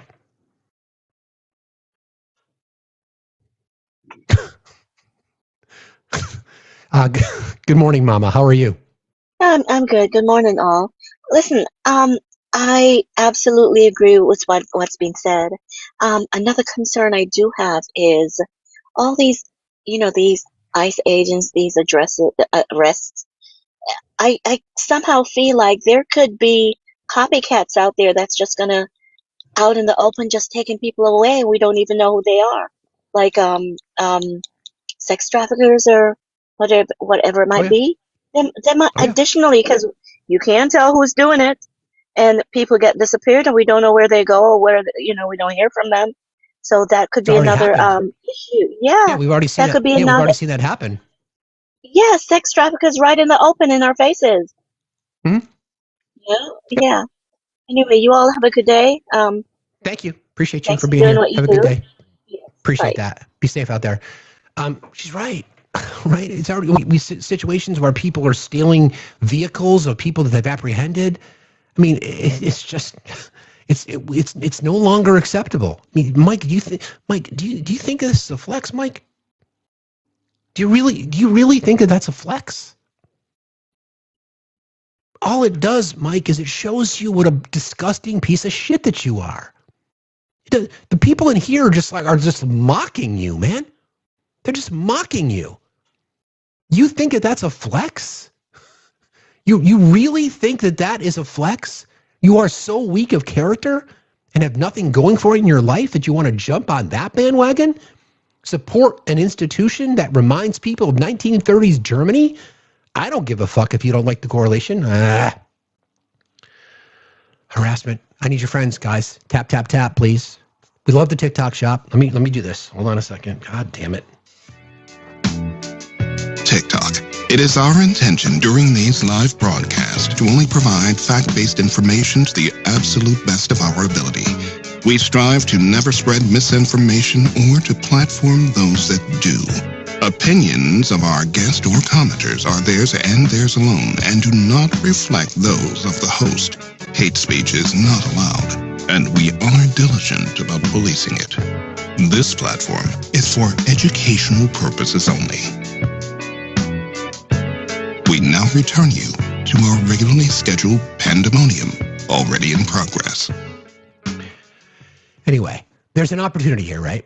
There's an opportunity that we have to take it. And I'm concerned. I still don't have a tremendous amount of faith in our electorate. I still feel like no matter what we do, people are still not going to get motivated enough. And I really hope that what we do here and the work that other creators do and reminding people what's important and reminding people what it is that we're fighting for, I'm hoping that's enough to flip the script. Remember, 13 points, that's your target. 13-point districts won by Republicans in 2024. 13 points is what Afton Bain swung that election in Tennessee by. That's a big swing, right? So let's keep fighting, friends. All right. Okay. A few other things that I wanted to discuss. There's still as it relates to this topic on the war crimes. I was curious about Coast Guard because there's been reporting that Rand Paul has been very, very, very assertive in reminding people that this is what the Coast Guard's job is. So I was curious about that, and my mod team helped me out a great deal, as they always do. In the fiscal year 2025, the United States Coast Guard seized nearly 510,000 pounds of nose candy. 2025 haul exceeded the service's annual average of about 167,000 pounds.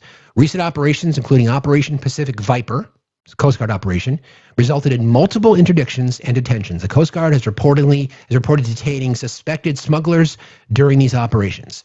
Now, if that is the case, the Coast Guard is doing their job. Why are they not able to do their job now? Are you saying that Coast Guard under the Trump administration is incompetent? Well, that wouldn't track because they've been seizing schmocaine at regular intervals. I know what it is, and I'll props in the chat to our amazing team, but in particular Newshound, because she pointed it out very well. Because the Coast Guard can't just ceremoniously unalive people, right? So the Coast Guard is integral in the war on schmugs. And yes, they can patrol international waters. And yes, they do patrol international waters. So once again, MAGA, you're wrong about that too. You're wrong about that too. Part of what they do is patrol international waters. If you're so concerned about drugs coming to the country, then let the Coast Guard do their job. But you know who lives in the Coast Guard Commandant's quarters in D.C.? That'd be Kristi Noem. So they want to cut the legs out from the Coast Guard and not let them do their job? Gee, I wonder why. I know, prosperous, Jane, you're right. So, again, why can't we just allow them to do the fucking work? It's what they do. It's part of what, it's not just hurricane rescues, although I love watching that shit. Those fucking rescues are amazing. It's not just swimmers, right? It's not that. It's just because they want to harm people. They want people to fucking suffer. So Rand Paul has gone public, right? There's reporting that a 2024 Coast Guard report found 27% of the time the Coast Guard guardsmen boarded boats suspected of carrying drugs, they found no drugs. 27% is not an insignificant number, which means based on what the Coast Guard, whose primary job is to do exactly that, that means that if you use the math, that the however many boats now, 20 boats that were taken out where people were unalived, that 4 of them did not have drugs on board. 5 of them, excuse me. No, 4. 4 of them did not have drugs on board. No, 5, sorry, exactly.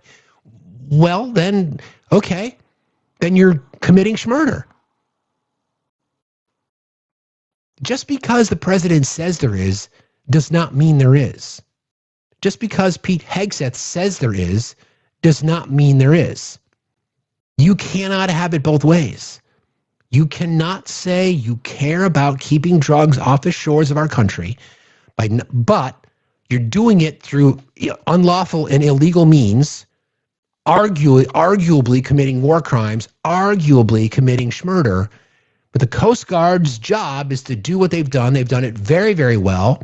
Their own reporting says, 25% of the time we don't find any drugs.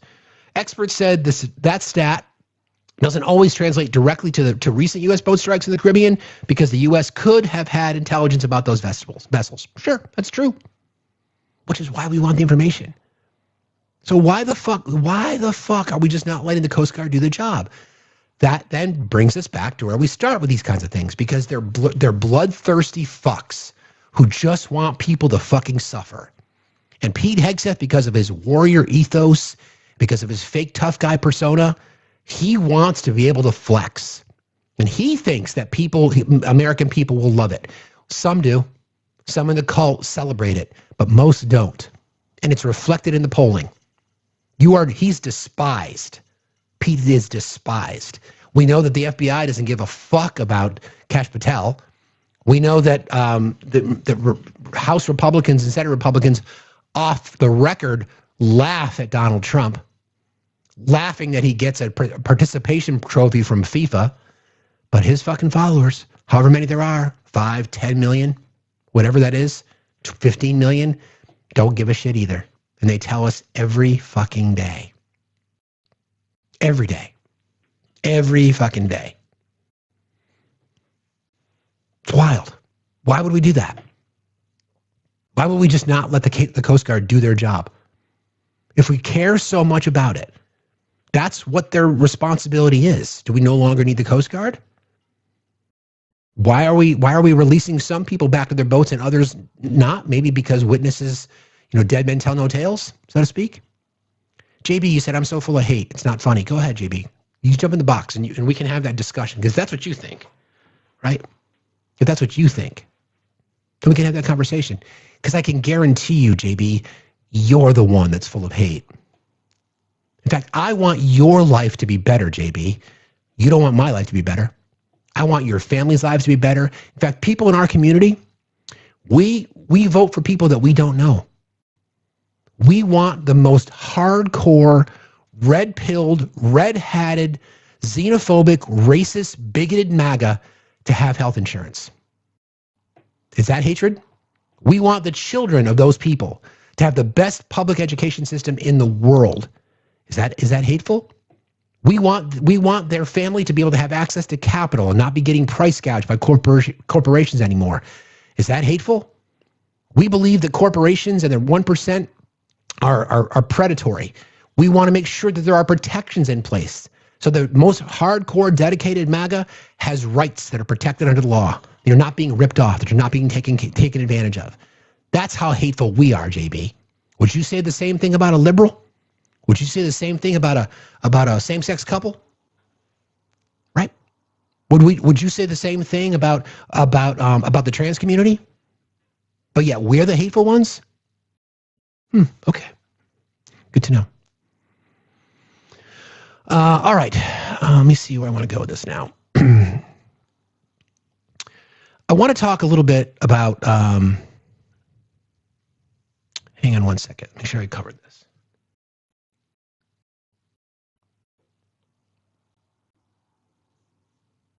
We covered that. Okay. You recall that there is a peace deal, quasi-peace deal that's been negotiated between Russia and Ukraine. Well, I wouldn't call it that. I would call it an opportunity to prop up the Russian economy, which has been failing. So I'm going to play you some sound from a gentleman who was being interviewed on the Bulwark podcast. I've not been able to find this person's name. Let me just check again here.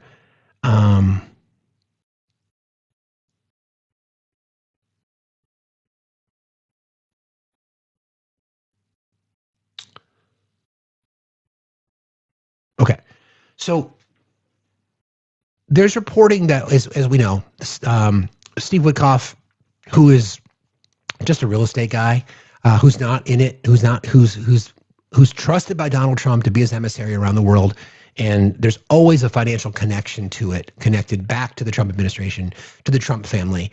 The right likes to say that nothing to see here, no corruption. As meanwhile, the Trump administration and the Trump family have been enriching themselves to the tune of billions of dollars since the beginning of the year. But again, that doesn't matter to them because they're not going to believe it anyway.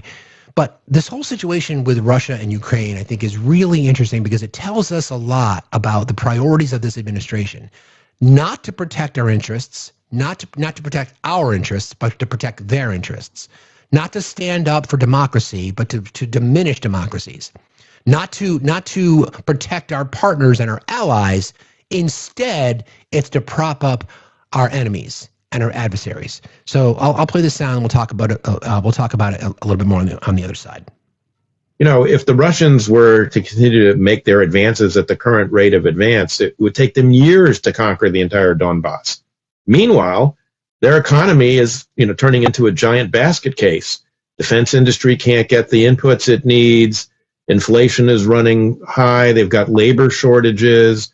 It's literally, he's got the economy bursting at the seams. It's about to collapse and fall apart. So he's the one who really needs the help. Although I agree with you, he thinks he's winning because that's what he's being told by his military and his intelligence people. Just as he was told that the Ukrainians would give up after, 72 hours when he launched the war to begin with. So think about that, right? So some of the terms of the deal, as we learn more and more about it, are literally to unfreeze Russian assets that were seized by the EU, give it back to Russia so that they can build back their military, build back their economy, and, by the way, open up investment opportunities for American businesses, not only in Russia, but in the Donbass. Why the fuck would we do that? Somebody needs to explain that to me. Why would we do it? You're right. He's just like Trump. He thinks he's winning. He's being told by the people in his circle that they're winning. Why would we want to prop up Russia? This is what indoctrination does. This is what propaganda does. The argument that the right's going to use is the president is ending the war. Then they will say, you guys don't want the war to end? Yeah, we do. Because because we're humanists. We care about innocent lives. We don't want people to suffer anymore. We care about that shit. We want the war to end for different reasons than you guys want the war to end, though. We want the war to end because we want Russia to get the fuck out. We want to fund Ukraine so they can finish the fucking job because they have been decimating the Russian army at every fucking turn. And now we're going to create a situation where Russia can build back their military and to become more of a threat? Don't fucking tell me that we're just supposed to believe Russia. This is who the right has become. Simps to billionaires, simps to corporations, simps to oligarchs, and simps to Russia, et cetera, et cetera, et cetera, et cetera. This person was on, her name is former ambassador at large, her name is Beth Van Schack. She said the pattern of Russian attacks on Ukraine seem to be calculated to make as much destruction as possible and terrorize the civilian population. This is all part of it, right? So now they're going to be targeting civilians, putting pressure on President Zelensky to end the war. It's all part of the fucking plan. End the war based on Russia's terms, not Ukraine's terms. This is the whole game as far as I'm concerned. The attack seems to be calculated to make as much destruction as possible and to terrorize the civilian population. So it's an effort to subjugate and to terrorize the community in order to get the country to essentially capitulate. The reason for Russia's terror is to take back territory it lost with the fall of the Soviet Union. Ukraine won independence 34 years ago. It's a democracy about the size of Texas. Of all of the crimes here, Putin faces one arrest warrant. In 2023, the International Criminal Court charged him in a campaign against Ukrainian children. He is accused of abducting Ukrainian children in a systematic way. It's a war crime. It's a war crime of unlawful transfer of civilians, and in this case, dozens and dozens of Ukrainian children. And these children are being kidnapped? They're being kidnapped. They're being subjected to Russification, to military training. They're forced to deny their Ukrainian roots, and ultimately they're often put up for adoption or placed in foster homes in Russia. What is the point? The point is to ultimately undermine the idea that Ukraine is an independent country and to raise these children as Russian children who deny children. Question for you. You heard that, right? You heard that Vladimir Putin is a war criminal, literally kidnapping children, violating the law, violating international law, okay? Violating international law by abducting Ukrainian children and then propagandizing them so that they can deny their own heritage. You're okay with that, right? Because you celebrated this. You know, nothing to see here, right? Just laughing, you know, full-throated support. You know, on the red carpet, no big deal, right? And there's this, right? Yeah. You guys are okay with that, though, aren't you? You tell us that every day. You tell us. Yeah. You guys are okay with that. Give a fuck about children. You tell us that you don't give a fuck about humanity. You don't care. You claim to be the party of law and order. Every single day you tell us that. You're not. You're not. You are despicable people. I should watch it. Got one restriction this morning for my mouth. Apologies. You're not the nicest people. And yet here we are, right? Here we are. Rolling out the red carpet in our country that you guys celebrated. You want to say, well, that's President Trump playing 12D chess. Gotta legitimize the war criminal. Gotta bring him in gotta let him into our shores, into our territory. Gonna have American active duty servicemen and women on their fucking knees tacking down the red carpet for the guy, the war criminal, the guy who kidnapped Ukrainian children, the guy who's indiscriminately targeting hospitals and civilian populations right fucking now. And you guys are okay with that? You see what I mean? We got you on the run because you cannot run away from your hatred forever. You will circle the wagons and you'll be surrounded by people who despise your belief set. But you know what? Even those people that surround you want you to have health care. They want your kids to have the best public education on fucking the earth. They want you to have access to capital. We want you to be able to live with a universal basic income and or a federalized minimum wage that raises it from $7.25 to like $20 an hour. Do you understand? Do you understand that people on the left are fighting for you? Do you understand that? People on the left demanding health care is not just for us. It's for you too.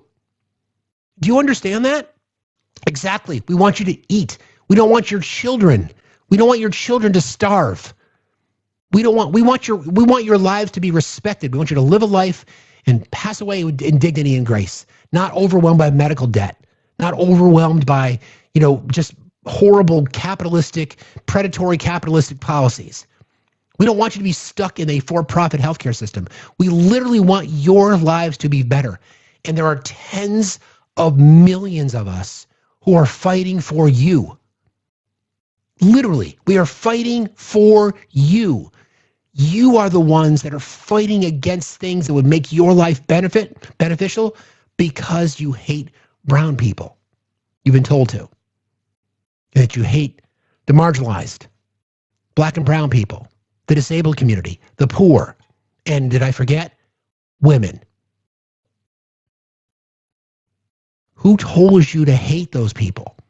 Who told you to hate the people that are looking out for you?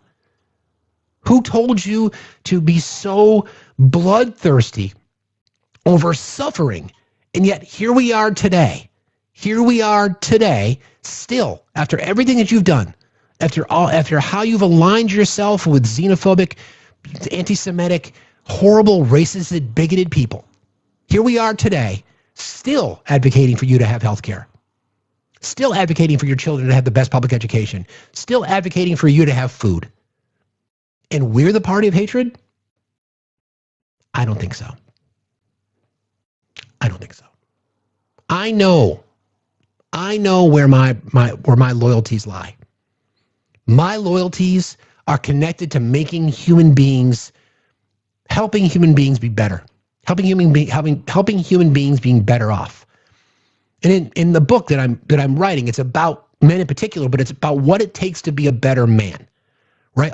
We talk about all these kinds of things, and that it relates to everything that we discuss here every single day. What the fuck is your priority? Stop being so goddamn fucking selfish. Stop being so just bloodthirsty over suffering. You go into these spaces and you think insulting me? You think it bothers me that I get these weak ass beta men commenting on the fact that my nails are varnished? Do you think that bothers me? You don't know me very well. You don't know me very well. Why spend your time doing that? Why not spend your time thinking, I would love to have more affordable health care. I don't like the fact that I have to worry about putting food on the table. But instead, you just show up with your hatred. Is it necessary? No. It's a choice. Don't make it. Don't be dumb. All right. Played her sound. I want to get into the whole pardon thing a little bit because I think this is again, it speaks to what it is that we're talking about, right? Yeah, we do have bigger fish to fry. So affordability, right? We'll talk about pardons in just a second, but this whole affordability thing, and this is something that, to look through politics with an objective lens, which is what I try to do every single day. A big mistake the Biden administration made is they did not speak to economic improvement across the kitchen table. And what I mean by that is, yes, we know that inflation dropped precipitously. We know that the United States recovered after C-19 better than any other of the G7 countries. We know that. All that is true. All that is true. It's not debatable. Every economic indicator would tell us that. Job creation, under the Biden administration, all the jobs that we lost during COVID came back, and we added millions more. So that very successful. But it never resonated across the kitchen table. Did not do a good job selling it. And that's how MAGA, that's what objectivity looks like. I can criticize the Biden administration and Democratic messaging because it didn't land, right? It didn't land. You can't tell the American people that inflation has fallen from 9% at its high. I think it was 8.8% technically, 8.8% to around 3%, which is kind of where you want that. You can't tell them that and still have them look at the prices that they're paying for things at the grocery store and have the prices go up. The Trump administration ran on that. The Trump campaign, I should say, they ran on that successfully. One of the reasons they won the election. But what they're doing now is worse because they're mocking people, right? And in particular, this word affordability, a new word, affordability. So I put together a little montage here for you. This is the president. This was the president in 2024 when he was talking about affordability, and then you can hear him now.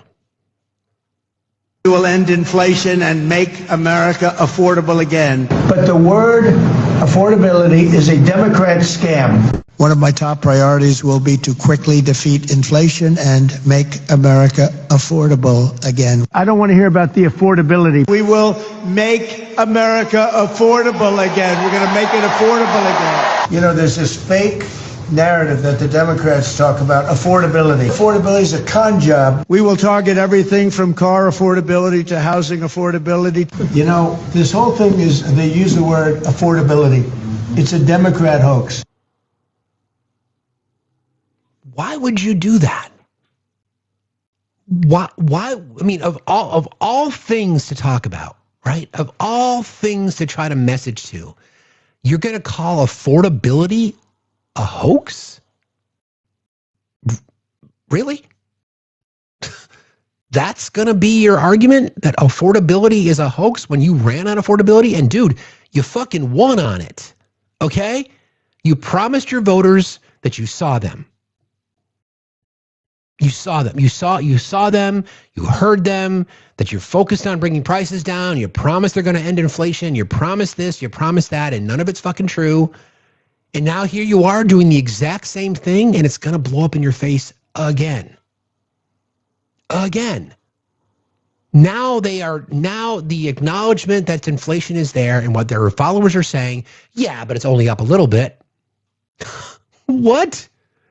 You were told, I've shared this story with you guys before, and I'll say it again. A few weeks back, I was in a MAGA Live, and this person claimed to be some sort of expert on inflation. I was like, this is not going to go well. So I tried something. It was diabolical. I said, okay, so if the inflation rate drops from 3% to 2.5%, what happens to prices? And this person said, prices will go down. Yeah, that's not going to help. That goes back to us needing to improve our education system. They just go up at a lower rate.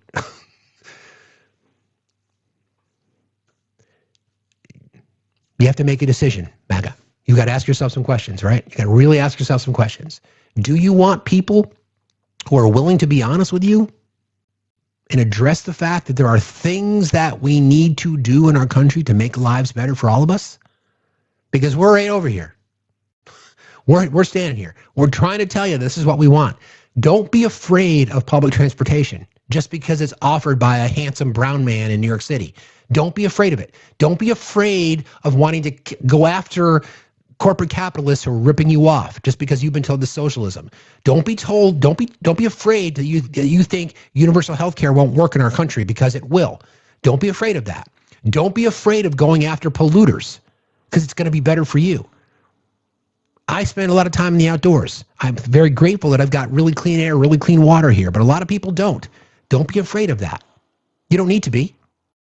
You don't need to be afraid of that shit, okay? So stop being afraid of it and just look at it objectively to say, would I like to have free public transportation? Don't ask the next question, well, who's going to fucking pay for it? Why the fuck do you care? Why do you care? Why do you fucking care that billionaires are going to get taxed more? Why do you care so much? Maybe just be like, you know what? I'd love to have free public transportation. Oh, no, can't have that. Why not? Because why? Well, because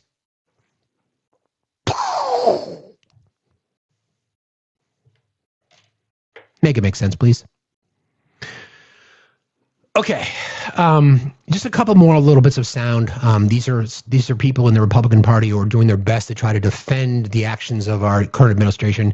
First person you're going to hear is, sorry, Sam. This is Missouri Republican Senator Eric Schmidt. He is, this guy is just, he may be one of the highest, he might be one of the most hardcore MAGA left in Congress. This is his interview again with this week with George Stephanopoulos, and I want you to hear the crash out when he's questioned about shit. This is crazy. This is where they're getting it. These are the people that are trying to justify it. Okay, here you go. Pushback because he's giving the Democrat talking points like you spew every single week, which is probably why your ratings are so bad. You support this pardon of the former Honduran president? I'm not familiar with the facts or circumstances, but I think what's telling. Why are you not familiar with the facts?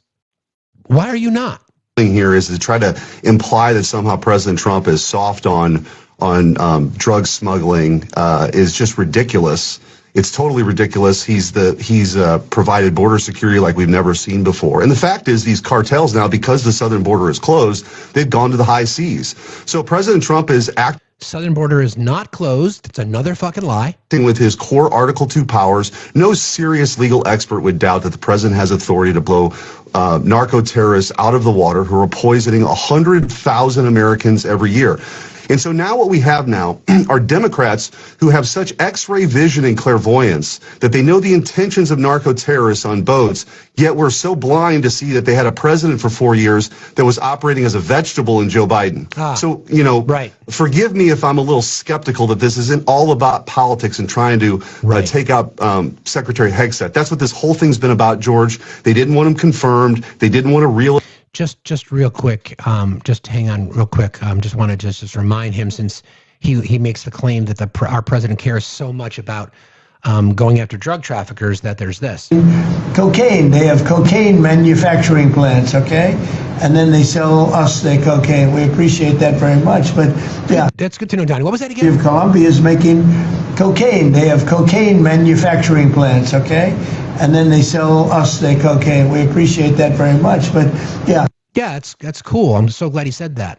In place, they didn't want to shift from their pet projects around the world and trying to build democracies in the sands of the Middle East by the barrel of a gun. We have core national interests at stake, the homeland in the Western Hemisphere, and the rise of China. That's what this administration is focused on. The Democrats are just upset about that, and they try to create some controversy each and every week, and it goes nowhere. What do you mean you're not familiar with the facts and circumstances of the pardon? It's been well reported all across the country. He's the former president of Honduras. He was convicted of conspiring to bring in 400 tons of cocaine into the United States, also guns and other materials. It's been front page news across the country. Aren't you curious about that? Well, I'm curious about your pushback on that particular point. With your previous guest, you had zero pushback because he's giving the Democrat talking points like you spew every single week, which is probably why your ratings are so bad. Right. But yeah. So again, you obviously, Eric. Again, sorry, Sam. We need to get our friend Sam different senators. So free Sam. # free Sam. You're obviously aware. You've got all these details on a whole bunch of shit, right? You've got details on what you perceive as the narco boats and all this kind of shit, right? And yeah, but you're unaware of a pardon for a fucking narco terrorist. How the fuck could you be unaware of that? See, this is the new excuse now. I don't know. I can't speak to that. But your ratings, okay. We've got some more. So this is Senator John Curtis from the state of Utah. And he's now going to be he's going to be asked questions about racism. How do you think this is going to go? John Curtis, a bright white man, he's going to be asked questions about racism. Anybody want to make a prediction how this is going to go? Is it going to go well, or is it not going to go well? I guess we'll find out. Specifically what's happening in Minnesota and the Somali community. President Trump is ramping up his attacks against Somali immigrants. He said this week they are, quote, garbage, and that he doesn't want them in the country, and they should go back to where they came from. Now, after Charlie Kirk was murdered in your state, everybody talked about turning down the rhetoric, full stop. Yeah. So listen, I've learned, sadly, I can't control anybody but me.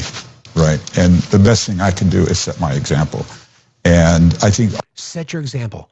How about maybe what's going to come next, John, is you're going to say, oh, I'm going to set an example by reminding the president that he shouldn't be saying such horrible things like that. That's the example you're going to set, right? all of us need to wake up every morning, look in the mirror and say, what are we doing? What am I doing specifically today to make this country a better country, to make all of our immigrants feel more welcome? That's what we've always had. And I think if more of us would do that, it would matter less what individuals said. Right. But as you know, he's not just an individual. He's the president of the United States, calling an entire community garbage. So, you know, it wasn't very long ago, just a little year ago, that we elected him. And we knew very well what we were electing at the time. The country wanted a disruptor. So admitting that the country knew what they wanted a racist, bigot, transphobe, narcissist, fucknut. Is that what you're acknowledging, Miss Senator Curtis? When is Senator Curtis up for re-election? Utah? What are you going to do about that guy? What are you going to do about Senator Curtis? And he's put disruptors into place, Tom Homo and things like that. And that disruption is very, very painful. But you have to remember, the reason I think the country went that direction is they were very uncomfortable with a number of things we were doing in this country, and we wanted a disruptor. And for good or bad, that's what disruption brings. Okay, remember the question that he was asked? Just on specifically what's happening in Minnesota and the Somali community, President Trump is ramping up his attacks against Somali immigrants. He said this week they are, quote, garbage, and that he doesn't want them in the country. Nice. And they should go back to where they came from. Nice. Now, after Charlie Kirk was murdered in your state, everybody talked about turning down the rhetoric. Yeah. Full stop. Yeah. So listen, I've learned, sadly, I can't control anybody but me, right? And the best thing I can do is set my example. And set your example. I'm glad you said that. Now, I'm assuming that you're LDS. I have a feeling that you are, John. The example would be if you truly despised what the president said about the Somali community, and we can address that. Listen, people on the right think that we're defending criminality. I don't give a fuck who's committing crimes. If people connected to the Somali community or whatever community in Minnesota committed this fraud, then investigate them, try them, convict them, send them to fucking jail. I don't give a fuck. See how easy that is? We're not defending criminality. We're fucking calling it out. You can defend human rights of people, and you can defend people's dignity, and you can defend their right to exist at the same time calling out their fucking bullshit. If they committed crimes, go to fucking jail. We don't care. You see how easy that is? You see how easy that is? It's not that hard. In your case, John, you had an opportunity to say the president of the United States should not be using the bully pulpit to marginalize communities. I think it was wrong.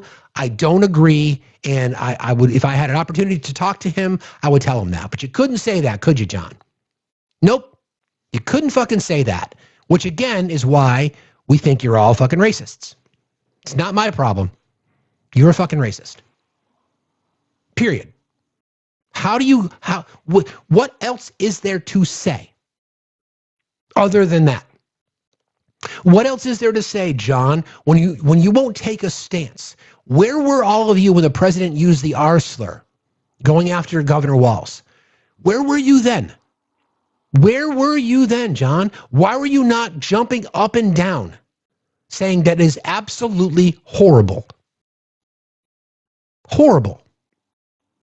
Do you understand the difference, a fundamental difference between people on the left and people like you, John, on the right? Is that we call that fucking shit out. It's unacceptable. It is unacceptable. And instead, you guys will try to find a way to fucking spin it. Somebody being objective? Absolutely. It's not that hard. Just fucking do it. What are you afraid of?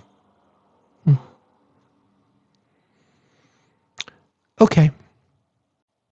Nothing to see here, though. All right, let me do this. We're just talking about the pardon, the power of the pardon. Before I get into that, there's some reporting out of the UK, or out of the EU, I should say. Half of Europe sees Trump as the new enemy, survey found. So this survey was done by Nearly half of Europeans said that they see U.S. President Trump as an enemy of the people in a recent 9-country poll administered by the Paris-based debate platform Le Grand Continent. The survey found that 49% of Europeans believe a compromise is the best position for the EU to adopt toward the U.S., suggesting Europe will still views relations with the U.S. as important, meaning that half of Europeans surveyed in this do not believe that they can rely on the United States anymore. The survey done in France, Italy, Germany, Poland, Portugal, Croatia, Belgium, and the Netherlands found that 51% of Europe feels the risk of war with Russia in the coming years is high. Proximity to Russia impacted people's views, with 77% of Polish people saying the risk is high compared to 34% of Italians. The survey also found that 74% of Europeans want to stay in the EU. 5 years after Brexit, 63% of respondents said the decision to leave had a negative impact on Britain. Our allies are done with our shit. They're done. They don't want it anymore. Partners, people who wouldn't even be considered allies necessarily, just transactional relationships, are done too. This is what happens. We've seen it. We talk about history because it does repeat. We know what isolationism and protectionist policies do. We're losing the fucking trade war because our allies are just like, you guys are just, your president's a fucking madman. Your president's a fucking madman. We're going to find somebody else that we can do business with. And by the way, China's been pretty reliable. We'll lean in on them. And what happens to the future of the America dominance in the world? It's fucking gone because of one man and his fucking corruption and his fucking narcissism and his bullshit. And now he's handing out contracts to his own kid. But Hunter Biden's cock, right? Of course. So, real quickly, there's reporting about Don Jr. So I'll play the sound. I'll play this to start, and then we can talk about it because this is just fucking nuts. Right, here you go. This is first of all, let me tell you about I'll set it up. Here you go. And Hunter Biden is, I did that through the business that he built up as a capitalist. If he wanted to give me $1 billion, I could put it on a pile of floor, light it on fire, and that's our prerogative. I mean, that's sort of, the difference is I didn't do it through my daddy's taxpayer-funded office. Uh-oh. Really? Well, there's reporting from the New York Times right now that Trump's son is poised to profit from Pentagon drone proposal. A small company that's been manufacturing motors domestically for only a few weeks and has Donald Trump Jr. as an advisor won a parts order from the Army. Is that just a coincidence? So what's the argument? Now, if you want to talk about nepotism in politics, let's have the conversation. Did Hunter Biden get access? Was he put on the Burisma board because of dad? You could argue. You could make that claim, sure. But Hunter Biden also worked in the railroad industry. That's what Burisma does, right? So you can make the argument that he was qualified for that job. I'm not defending it. I'm just saying let's have that objective conversation. So for MAGA to be objective, that would be for you guys to have the same energy you had about nepotism when it comes to Hunter Biden and call it out what it is. But you won't do it because you guys can't do it, because that destroys your entire fucking narrative. Because then if you admit to one, then we could call out Binance. Then we could call out World Liberty Financial. Then we could talk about the relationship with the Qataris. We could talk about investments in Moscow. We could talk about investments in Saudi Arabia. We could talk about Prospera in Honduras. We could talk about investments in using pardons to get what you want in Vietnam and Cambodia and other countries. But so you can't talk about one. So this is the story. A team of defense industry startups envisions a new fleet of miniaturized unmanned aircraft carriers stuffed with autonomous killer drones, anti-aircraft missiles, and torpedoes that will take on just about any enemy at sea. And this group pitching the Pentagon comes with an unusual sweetener: close financial ties to President Trump's oldest son, Don Jr., who's positioned to profit considerably if this ambitious but unproven venture succeeds. He got the contract. It just happened. His company, this company that he is an investor in, got the contract to the tune of $670 million, I think. But nothing to see here, right? Nothing to see here. No one who is in the cult will come out and criticize this. So here we are once again. We on the left don't want your taxpayer dollars going to fund things like this. We want your taxpayer dollars to go to healthcare, education, social safety nets, building of the middle class, infrastructure investments, et cetera, et cetera, et cetera. Unreal. It frustrates me. It really frustrates me because it's Donald Trump because we're so close to things that we could have. But there's this fear that's connected to it, right?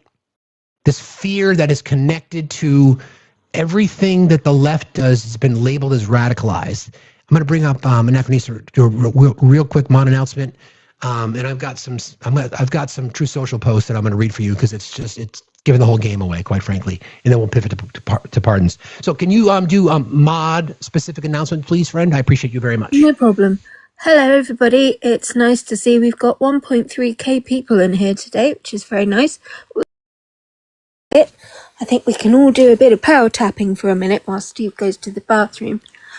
Also, for those that are interested, I've had a look at the merch store and we've got some amazing festive holiday merch in designed by the wonderful Sam. And go and take a look. It is fabulous. At the merch and go and take a look. It is fabulous. Some very punny jokes which appeal to my British sense of humour. And tonight, for those that are interested, we have Banned Book Club in the server. I say tonight because for me it's at 6 p.m, but for you it is at my band. One, come along. We're listening to 1984. We listen to a bit of the book and then we have a discussion about it. That way people who don't have the funds to access the book can always join in. So come along and check that out afterwards. And we look forward to seeing you there. We're just talking about Banned Book Club. And yeah. Thank you for that. I appreciate you very much, friend. You ready? Thank you. Yep. Whee! Okay, so the president is angry. When is he not? He on True Social, there's a couple that I want to call your attention to. We know that MTG was on 60 Minutes last night, and I made the choice, but I'm not gonna play her. I'll reference things, but I don't. She's trying to portray herself as a victim, and I say fuck that. She's part of this. She's part of the problem. But here's a couple of things, a couple of truths that he's made, and one particular that really stands out to me, that really stands out to me, is the one with Rep. Henry Cuellar. We'll get to that one in a second, but this is the first one. Excuse me. The only reason Marjorie Trader Brown, green turns brown under stress, went bad is that she was jilted by the President of the United States. Certainly not the first time she's been jilted. Too much work, not enough time, and her ideas are now really bad. She sort of reminds me of a rotten apple. Marjorie is not America First or MAGA, because nobody could have changed her views so fast, and her new views are those of a very dumb person. That was proven last night when washed-up, Trump-hating 60 Minutes correspondent Leslie Stahl, who still owes me an apology from when she attacked me on the show with serious conviction, that Hunter Biden's laptop from hell was produced by Russia, not Hunter himself, totally proven wrong, interviewed a very poorly prepared traitor, who in her confusion made many really stupid statements. My real problem with the show, however, wasn't the low IQ traitor. It was the new ownership of 60 Minutes. Paramount would allow a show like this on the air. They are no better than the old ownership, who just paid me millions of dollars for fake reporting about your favorite president, me, and my participation trophy.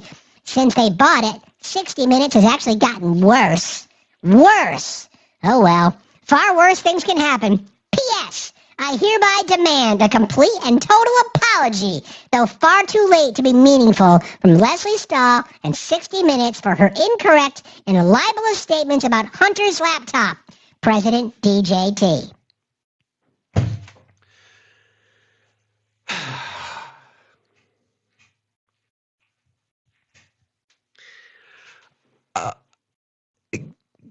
what?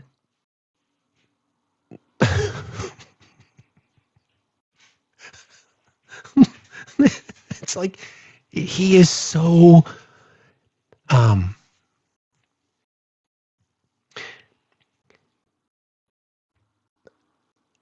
not a psychologist. Okay, I stayed at a Holiday Inn Express last night, but to me, this is an example of him of his just when narcissists get exposed, when you expect everybody to fucking love you, and they don't love you anymore. This is how you react, right? Exactly. He's yelling at the clouds. He's yelling at the squirrels. That is the president of the United States, using his social media platform with his tens of millions of followers to do that. Marjorie Trader Brown, because green turns brown under stress. What? But that's not the best one. This is the best one. Well, there's two. First, this one's real quick. There must be only one rule book if we are going to continue to lead in AI. We are beating all countries at this point in the race, but that won't last long if we're going to have 50 states, many of them bad actors, involved in rules and approval processes. There can be no doubt about this. AI will be destroyed in its infancy.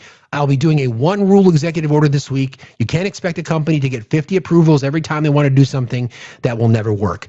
But states' rights, right, MAGA? But states' rights. You don't want oversight by the federal government. You want states to be able to operate independently, right, MAGA? Right? Right? Apparently not.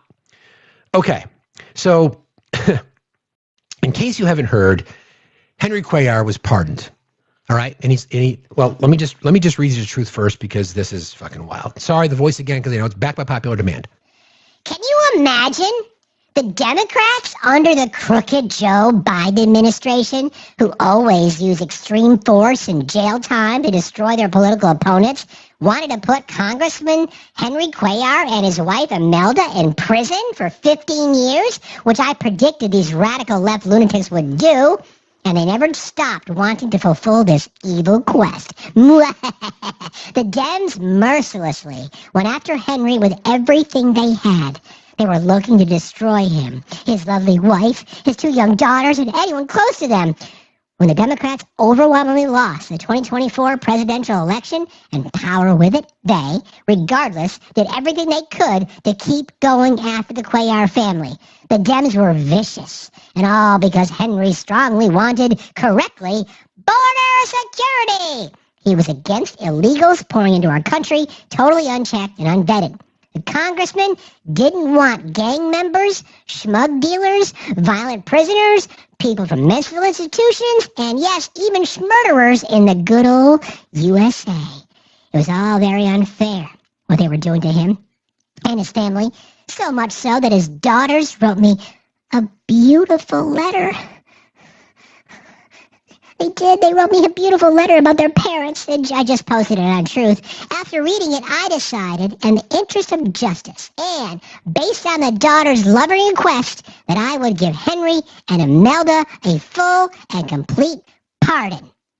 I never spoke to the congressman, his wife, or his daughters, but felt very good about fighting for a family that was tormented by very sick and deranged people. They were treated so badly.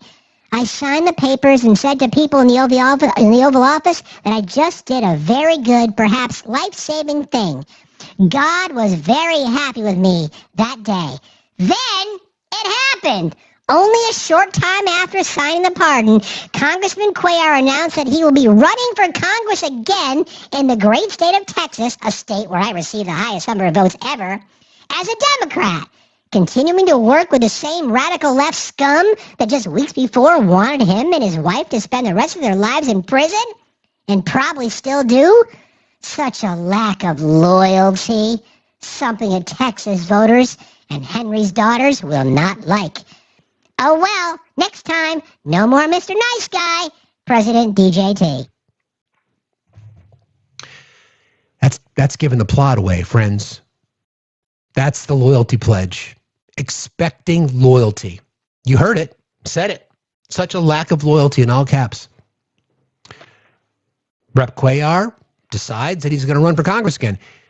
Quite frankly, I think they should kick his fucking ass out. I don't want him back in Congress. Kick his fucking ass out. Don't want him there. Don't want corrupt people who are defrauding people. Kick him the fuck out. Seriously. But the president's pissed because he expected loyalty when he grants a pardon to someone. Exactly. Quid pro quo, anyone? Exactly. So, what does that tell you? That the pardons are for sale. The expectation is, it's if I pardon you, you will do what I say. Not only that, but the pardons that the individuals, the types of people that he's pardoning. Listen, don't let the right steal this, because they want to say that Joe Biden gave out 4,000 pardons. He did not. 88. Lots of commutations. Commutations are significantly different than pardons. Donald Trump pardoned J6 rioters, insurrectionist traitors, pardoning drug kingpins, people who the Silk Road, Russ Ulbricht, these people, and others. Okay, everything it can be bought. We know that there was this campaign that Steve Bannon and Stephen Miller and Roger Stone initially were on this pitch to sell pardons. Okay, so just as a reminder, I was curious. I kind of went back and looked.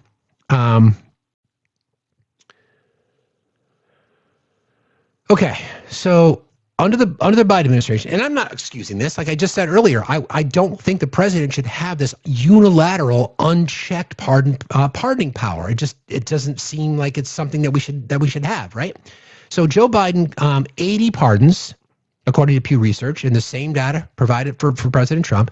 80 pardons compared to 144 in the first term for the president, and we're now approaching 2,000 in the second term. Okay. Joe Biden issued 4,165 commutations. A commutation is like a reduced sentence, taking people off of death row, but keeping them in jail for life. I'm not defending it. I'm just saying there's a fundamental difference between the two. Here's the difference, though. If you want to be objective and look at this, the types of people that are being pardoned. Okay, let's look at a few, shall we? The president pardoned Peter J. Schwartz, convicted of multiple felonies, including assaulting law enforcement officers using a dangerous weapon on J6, pepper spray, resisting arrest, sentenced to 170 months or 14 years in prison. He was pardoned because after the pardon, he was among the capital defendants who directly assaulted officers. Pardoning him despite a long sentence for violent assault raises concerns about justice for victims and deterrence. Guy Wesley Reft, member of a militia group, convicted of obstructing, entering restricted grounds, received an 87-month sentence. Pardoned. Nicholas Oakes, former U.S. Marine and leader of the local chapter of a far-right group, convicted of obstructing a federal proceeding, got 4 years. Pardoned. Ronald Sandlin pled guilty to assaulting and resisting officers and obstructing an official proceeding, sentenced to 63 months plus fines, was released and pardoned. Daniel Charles Ball, allegedly one of the most violent rioters, accused of throwing an explosive device at police officers and assaulting them, pardoned. Andrew Take, Texas man, pardoned for J6 involvement, but reportedly wanted an older 2016 charge of soliciting a minor. Well, he wanted that to go away too. Here's the worst part about it, is a lot of these people have arrests prior and then went on to commit crimes after their sentence, meaning that they were career criminals. Andrew Paul Johnson, again, pardoned for participating in J6. He was later arrested in Florida after he was pardoned, after he was released from jail. Arrested in Florida on charges of child SA, multiple counts including lewd and lascivious, child molestation of a child under 12, molestation of a child between 12 and 16, exhibition and transmission of material harmful to a minor. Andrew Take, he had been convicted of assaulting police officers with bear spray and a metal whip during the J6 riots. He was among those pardoned on January the 20th. Immediately after the pardon, he was rearrested in Texas on an outstanding 2016 warrant, alleged online solicitation of a minor. He had allegedly sent sexually explicit messages to someone he believed to be 15 years old. Numerous other examples.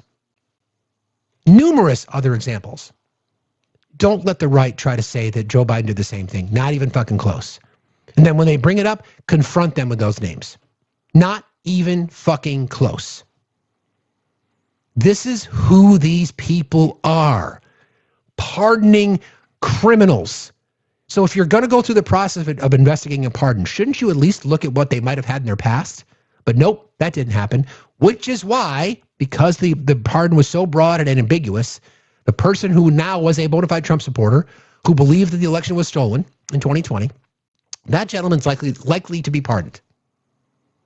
Likely to be pardoned. But nothing to see here, right? Nothing to see here. Totally fine with that. You guys are good. Sure. Good morning, Ann. How are you today? I'm good. How are you doing? Fine, thank you. What's on your mind? I just wanted real quick. I live in Henry Cuellar's district, and back in the day, I started the Indivisible group for this district, and I fought for a good year like hell to try to get Henry to have a town hall with his constituents. So just for people who are not aware of this district, it is a heavily gerrymandered district. It is 8 counties stretching from San Antonio all the way down to the border. And I went back and forth with his staff numerous times, and they finally came down and said to me that Henry only meets with lobbyists, period. Yeah. So that's Henry. Yeah. And he's very, very deeply entrenched in the Laredo community. His family, I've been told, is kind of like the Kennedys of Laredo. They own that town. They run that town. And that is what has carried him through every reelection campaign that he has had. So to get rid of him, I'm kind of hoping now that Texas has redistricted themselves, that his days are going to be numbered, because they're losing the Latino vote big time here in Texas. And I think now that he doesn't have San Antonio backing him anymore, because I've now moved into District 35, he's going to be really struggling. I hope so. I don't think he should be a representative in Congress. I mean, he got pardoned. He's convicted of his crimes. Yeah. He got pardoned. Let's vote his ass out. Vote his ass out. I would love that. Any man who doesn't want to meet with his own constituents shouldn't be holding office, period. And any elected official, period. Absolutely agree with you. Yeah. Totally agree. Appreciate that. Anyway, have a good day. Thanks, Ann. You too. Appreciate that. See, MAGA? See what I mean? You see how it's objective? See how objective we can be? See how easy that is? It's not that hard. It's really not. We see people that are corrupt. We don't vote for them. We see people who break the law. We don't want them elected. We don't vote for them. But the auto pen, right? Just be consistent. That's all we're asking for. Hold the same energy that you hold towards people that you don't like on the left for doing the exact same things for people on the right. It's not that hard. Hello, Kit. How are you today? Kit left. Okay. I have a few more things here I wanted to cover. Did I do that? I think I did that. Hang on one sec.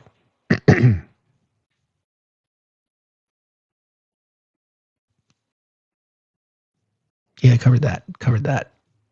Oh, yeah. So Ro Khanna. I really like Ro Khanna. His name is all over everything. He's a progressive. I really, really like him.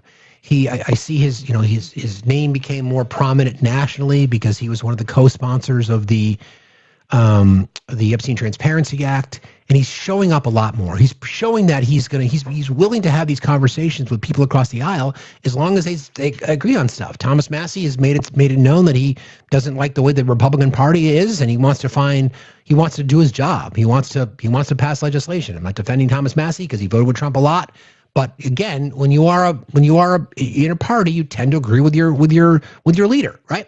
What Ro Khanna is calling out about how presidential abuse of pardons, and I think what he says here is accurate, and it's the truth. So here's Ro Khanna doing his thing. As a Congress is that we need to abolish the pardon power for the president. I want to ask you quickly about some breaking news that we've just seen from the president's Truth Social account. It says only a short time after signing the pardon, Congressman Henry Cuellar announced that he will be running for Congress again. The president tweeted, posted in the great state of Texas as a Democrat, continuing to work with the same radical left scum that just weeks before wanted him and his wife to spend the rest of his lives in prison and probably still do. Such a lack of loyalty, something that Texas voters and Henry's daughters will not like. Oh, well, next time, no more Mr. Nice Guy, President Donald J. Trump. Is this the norm now for these quid pro quos to happen in order for Trump to issue a pardon? The thing with the Donald Trump is he can't keep his corrupt motives hidden. I mean, he says out in the open exactly what he expects. He expected that if he pardoned Representative Cuellar would run as a Republican. And he's so desperate to hold on to the House of Representatives. He sees the same polling everyone does. He knows we're going to have 20, 30 seats flipped and Hakeem Jeffries become Speaker, that he's trying everything. My own view, and I'm discussing this with other members of Congress, is that we need to abolish the pardon power for the president. It's archaic. Wow. It's a vestige of the monarchy. And it's something that Trump is abusing to the maximum degree. It was an abuse with Representative Cuellar. And I say this as someone who's worked with Representative Cuellar. The president shouldn't be pardoning in these cases. Is that something you've talked about with your Republican colleagues? Could it get bipartisan support, or is this another Epstein Files discharge petition situation? Talking to some of the folks, not just Congressman Massey, but others in the Republican Congress, there have been efforts to curtail, at the very least, the president's pardon power, already legislation. I think we need to figure out how to, at the very least, curtail it, but in my view, abolish it. I have no issue with that. Anybody else? I don't know if we need to go that far, but if that means we can move the needle on this kind of shit, yeah, Jimbo, we know Joe Biden gave out 88 pardons and the rest were commutations. So Donald Trump gave nearly 2,000 pardons, and he pardoned criminals, and he pardoned sexual assaulters, and he pardoned people who've got crimes against minors. So what's your point? I have no problem with that. You want to abolish the presidential pardon? Sure, sign me up. Sure. You see what I'm talking about? Again, this goes back to the beginning of the show today. When Democrats take the Senate back and have the House, I want to fuck shit up. I want to pass legislation, whether it be abolishing the filibuster or create a majority so big that it's veto proof, that you pass civil rights, the John Lewis Voting Rights Act, that you codify Roe into law, that you overturn Citizens United through legislation, et cetera, et cetera, et cetera, and get the fuck out of the way. But again, when Democrats take back the power, my expectation is that we see women chairing the majority of committees, both in the House and in the Senate, because the priorities as a nation we would shift to not doing the things we've always done. Because every war, as far as I know, has been started by a man. I'm fucking tired of it. I want a better country. I want to be proud of the things that we accomplish here, not having to defend it because our president's a fucknut, a fucking pathetic fucking traitor, and the 78 million people that support him are just as fucking bad. Seriously, we can do this, you guys. We can do this. We can do this. There's energy. It's been proven. I know people were concerned after Democrats signed off, eight joined Republicans. I know there was a lot of anger, but again, I don't want to sit up here and say I told you so, but I told you so. Because the energy is still there, because the healthcare problem right now is squarely on the backs of Republicans. They have to fucking solve it. And it took 40 days to expose it, but it worked. Because the pollings have just continued to support Democrats, what they're doing. Still blaming Republicans in Congress. Still blaming the president. Still blaming this administration. And what did it do? It exposed their bullshit. Exposed their bullshit. Trucker Bob 365, either get in the box or shut the fuck up. It's one of these things that I think we have an opportunity here to flip the script, and I want to be here for it. Carl, good morning. How are you today? I'm good. How are you? Fine, thank you. What's on your mind? Carl, don't come up and then go on mute. Oh, sorry. No, my phone battery's low.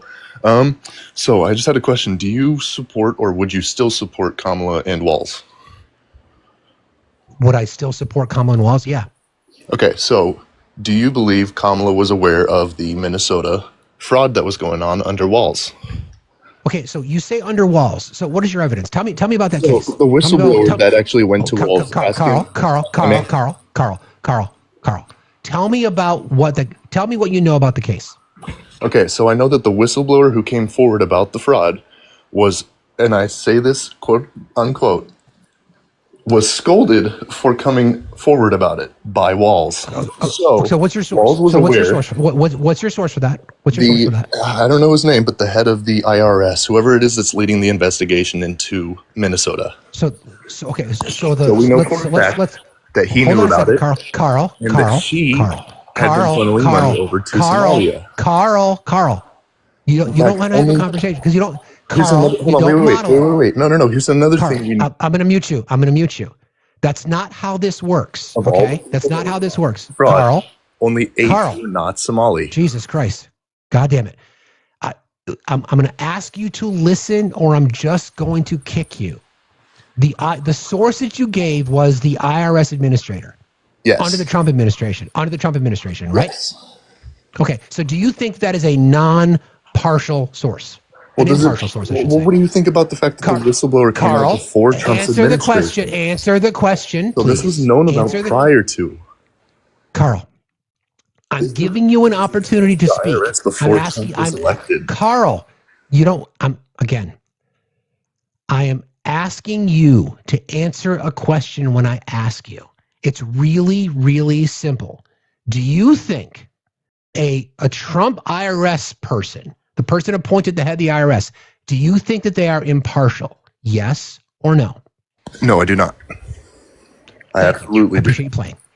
Appreciate it. You proved my point. Thanks. Appreciate that. Jesus Christ. Do you understand? Do you understand? You guys are so desperate to try to blame somebody for corruption while you have the absolute most corrupt administration that has ever served. Okay? That has ever fucking served. Hey Shane, how's it going? Pretty good. So I want to go back to a sentence that was said earlier in one of the interviews that you played, which was the nation elected him because he's a disruptor and they want disruption. So I was having a conversation last night with one of my family members who has a master's degree in societal psychology.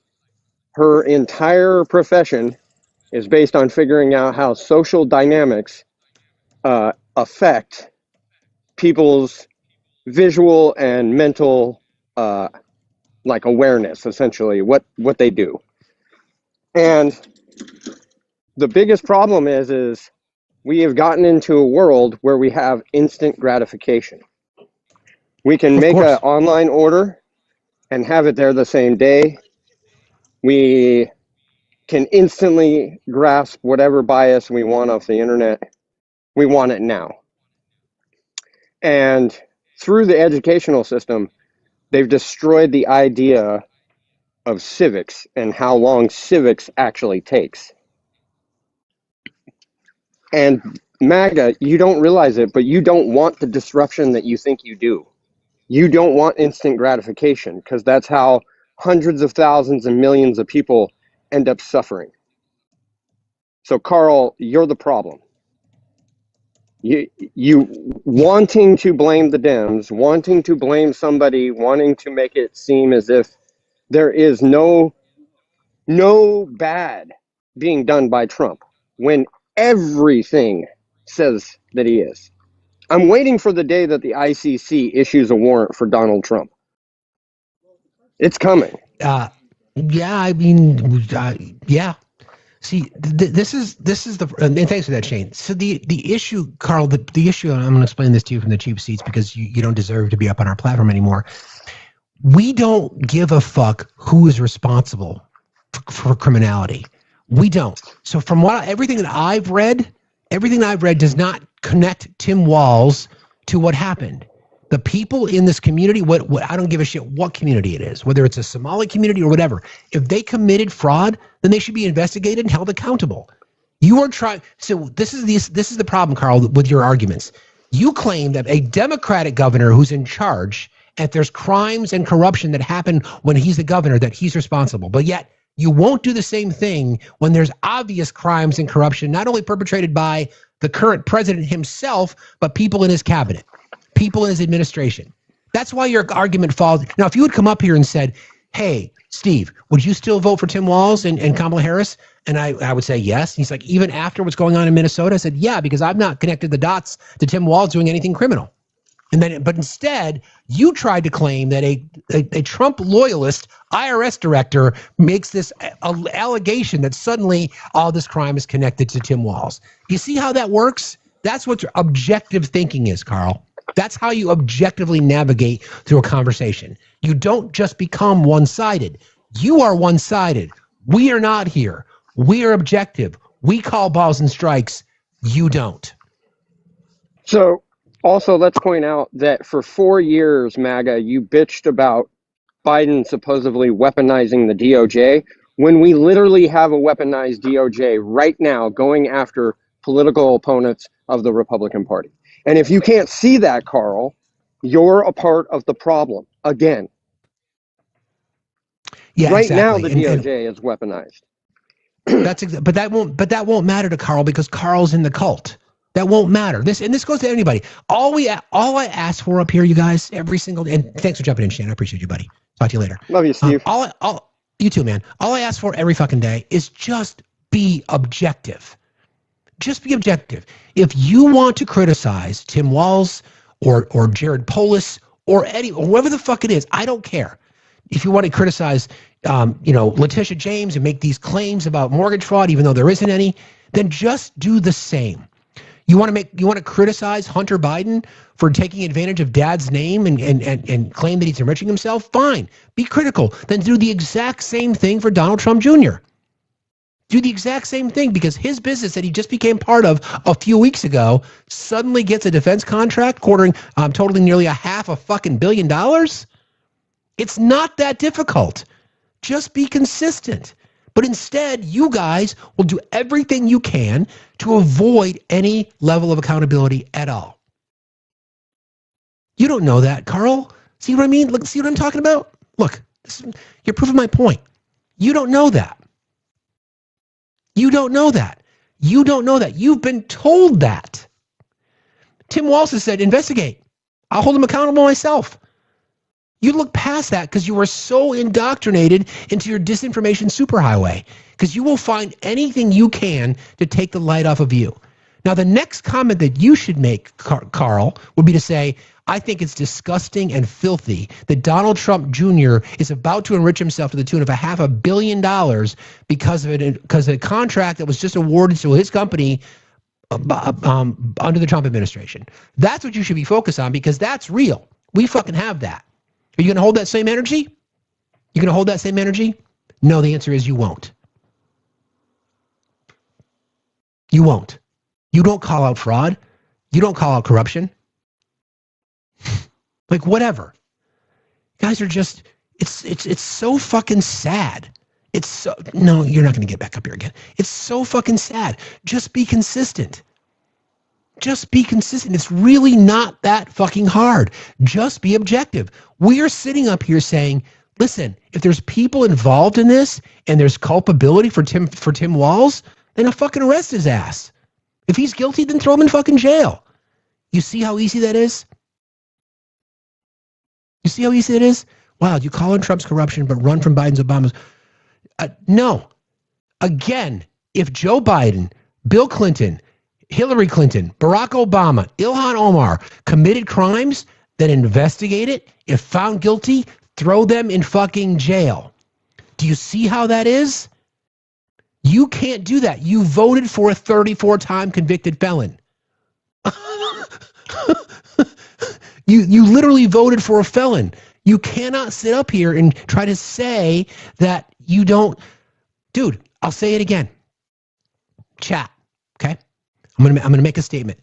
Do any of you care a person's political affiliation if they've committed crimes? Yes or no? If you care, put no. If you don't give a shit, put yes. I don't give a fuck. None of us care. None of us fucking care. Do you see how that works, Carl? Do you see how that works? We don't fucking care. We do not care who commits crimes because we can hold our elected officials accountable because they work for us. You're the one that is trying to say, because you guys cannot hold your elected officials accountable, you can't do it. So instead, you think Democrats are going to behave the same way, and we don't. And liberals don't. You cannot sit up here and say that you care about the sanctity of children when you vote for people who are protecting the most notorious network of sex trafficking there's ever been. You cannot claim that you care about the war on drugs when your president pardons a narco-terrorist and you come up with every possible fucking excuse in the book. Don't give a shit that Robert Menendez was a fucking Democrat. Throw his fucking ass in jail. Don't give a shit. Don't fucking care. Do not fucking care at all. You see how easy that is? Why can't you guys do that? I know why. Because you look at politics as a team sport. You're loyal to your guy. There's a flash goal, friends. Help me take care of that, will you? There it is. Seriously. And there's $62 remaining on today's live goal. If you can help out, that'd be great. Appreciate it. Never expected, always appreciate it. It's not that hard. All we ever talk about is objectivity. Can you be objective? Would you like to have a healthcare system that's better for you, that benefits you? The answer would be yes. Cool. It's not a flex. It's not a flex for you guys to sit in the chat and spew your fucking nonsense. It's not a flex. Be consistent. Be consistent. And if you had been the one that said what I think Donald Trump Jr. did is ridiculous, that he's enriching himself on the back of that's fucking bullshit. Cool. And we can have an objective conversation. But instead, you even admitted that this is coming from a Trump loyalist making these allegations. If there's a crime, then throw him in fucking jail. Don't fucking care. Don't give a shit. Don't fucking care. See how that works? We don't give a shit. Criminality is criminality. Throw their fucking asses in jail. God damn, it's not hard. Pisses me off. Sorry, I'm back again. I just wanted to say the hypocrisy is so crazy. Trump is an adjudicated grape. He has 34 felonies. He's all over the Epstein files.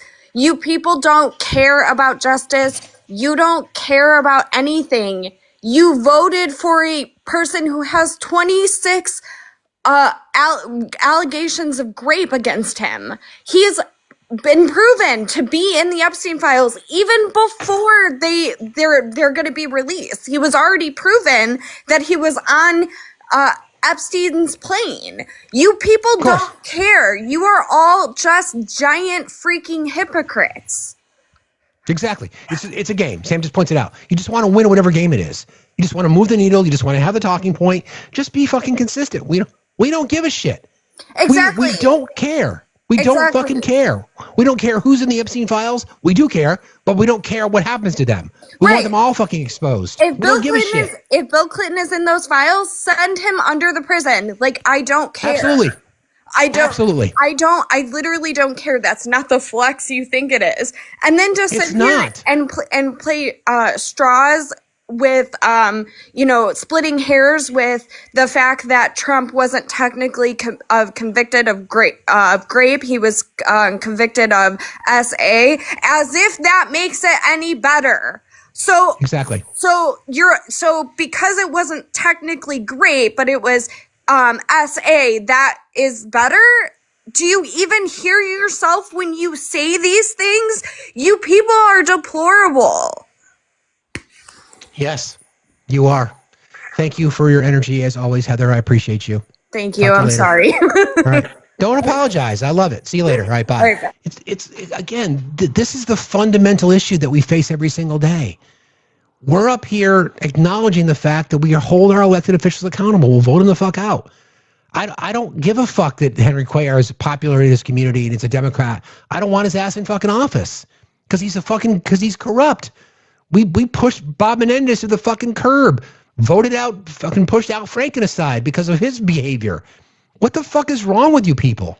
Just hold people accountable. Have a fucking take.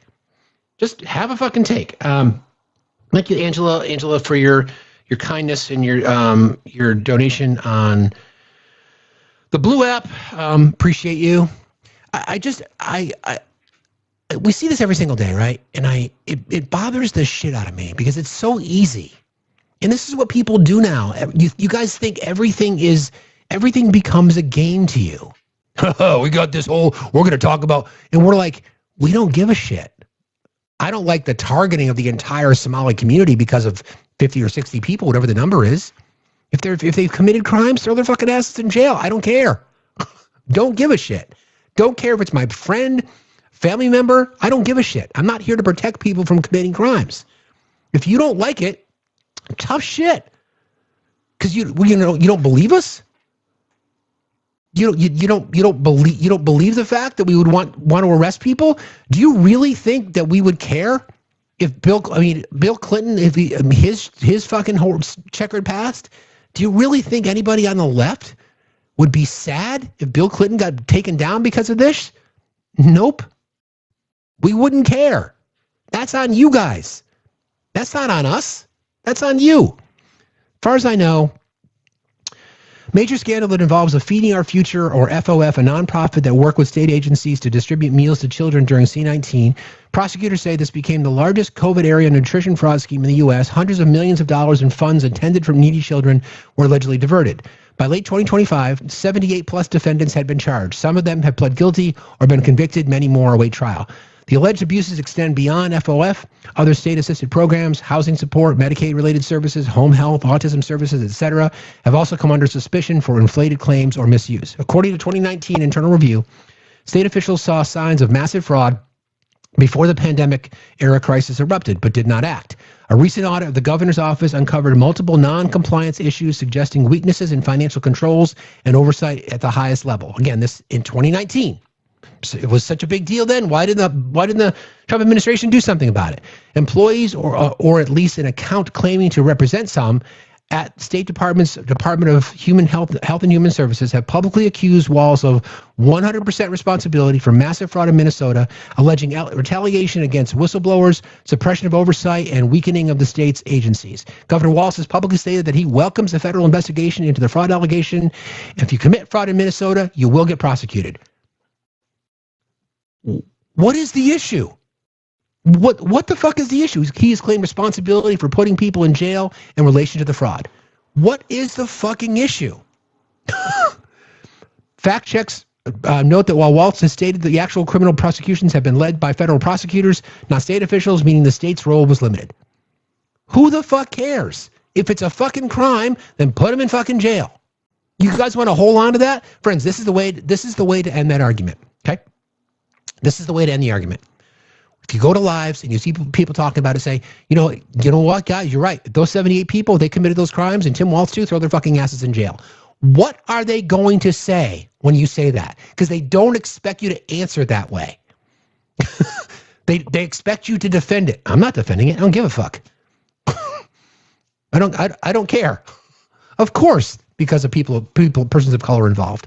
Of course, because they can lean on their racism. Of course. Is there, what I see is somebody being accountable. From what I know, there's been no connections to criminality under Tim Walz. None whatsoever. Do I have an issue with that? No. If there's crimes, if they connect the dots, then I would never vote for him again. See how easy that is? You see how easy that is? Do you see how simple it is? It's not that complicated. It shouldn't be. Don't overthink it. All right. I think that's a pretty good spot to stop. Do I have one more thing that I wanted to play for you guys? I think I got it all covered here. Covered that. Talked about the Coast Guard. Let me check in here with my amazing mod team. You guys know how lucky I am to have the mods that I have, the best mods on TikTok. Smartest chat, best mods. I'm a lucky guy. I think we're good. Yeah, I think we're good. All right, we'll stop there today. Friends, if you guys could just let me know who's live and we can go raid them. Because I would love to, what's this? Is that true, Paddle? I'll research that. Message me so I can look into that before I share it. Look, here's the thing. Oh, we'll go raid Seth. Okay, we'll go raid Seth. Everybody go raid Seth. Tell him we said hello. Here's the thing. This is what I expect, right? This is what I expect. I expect you guys to be consistent. I expect you to be objective. I expect you to hold yourself accountable, and I expect you to hold your elected officials accountable. I will say this, right? We have been encouraging, myself personally, have been encouraging more people to run for office. And I want that. We have got to stop looking for perfection in our candidates. We have to stop, okay? There are certain things that are absolutely deal breakers for me. But if we want more people to run for office, then we're going to have to accept the fact that people are fucking human, and humans are flawed, and humans make mistakes.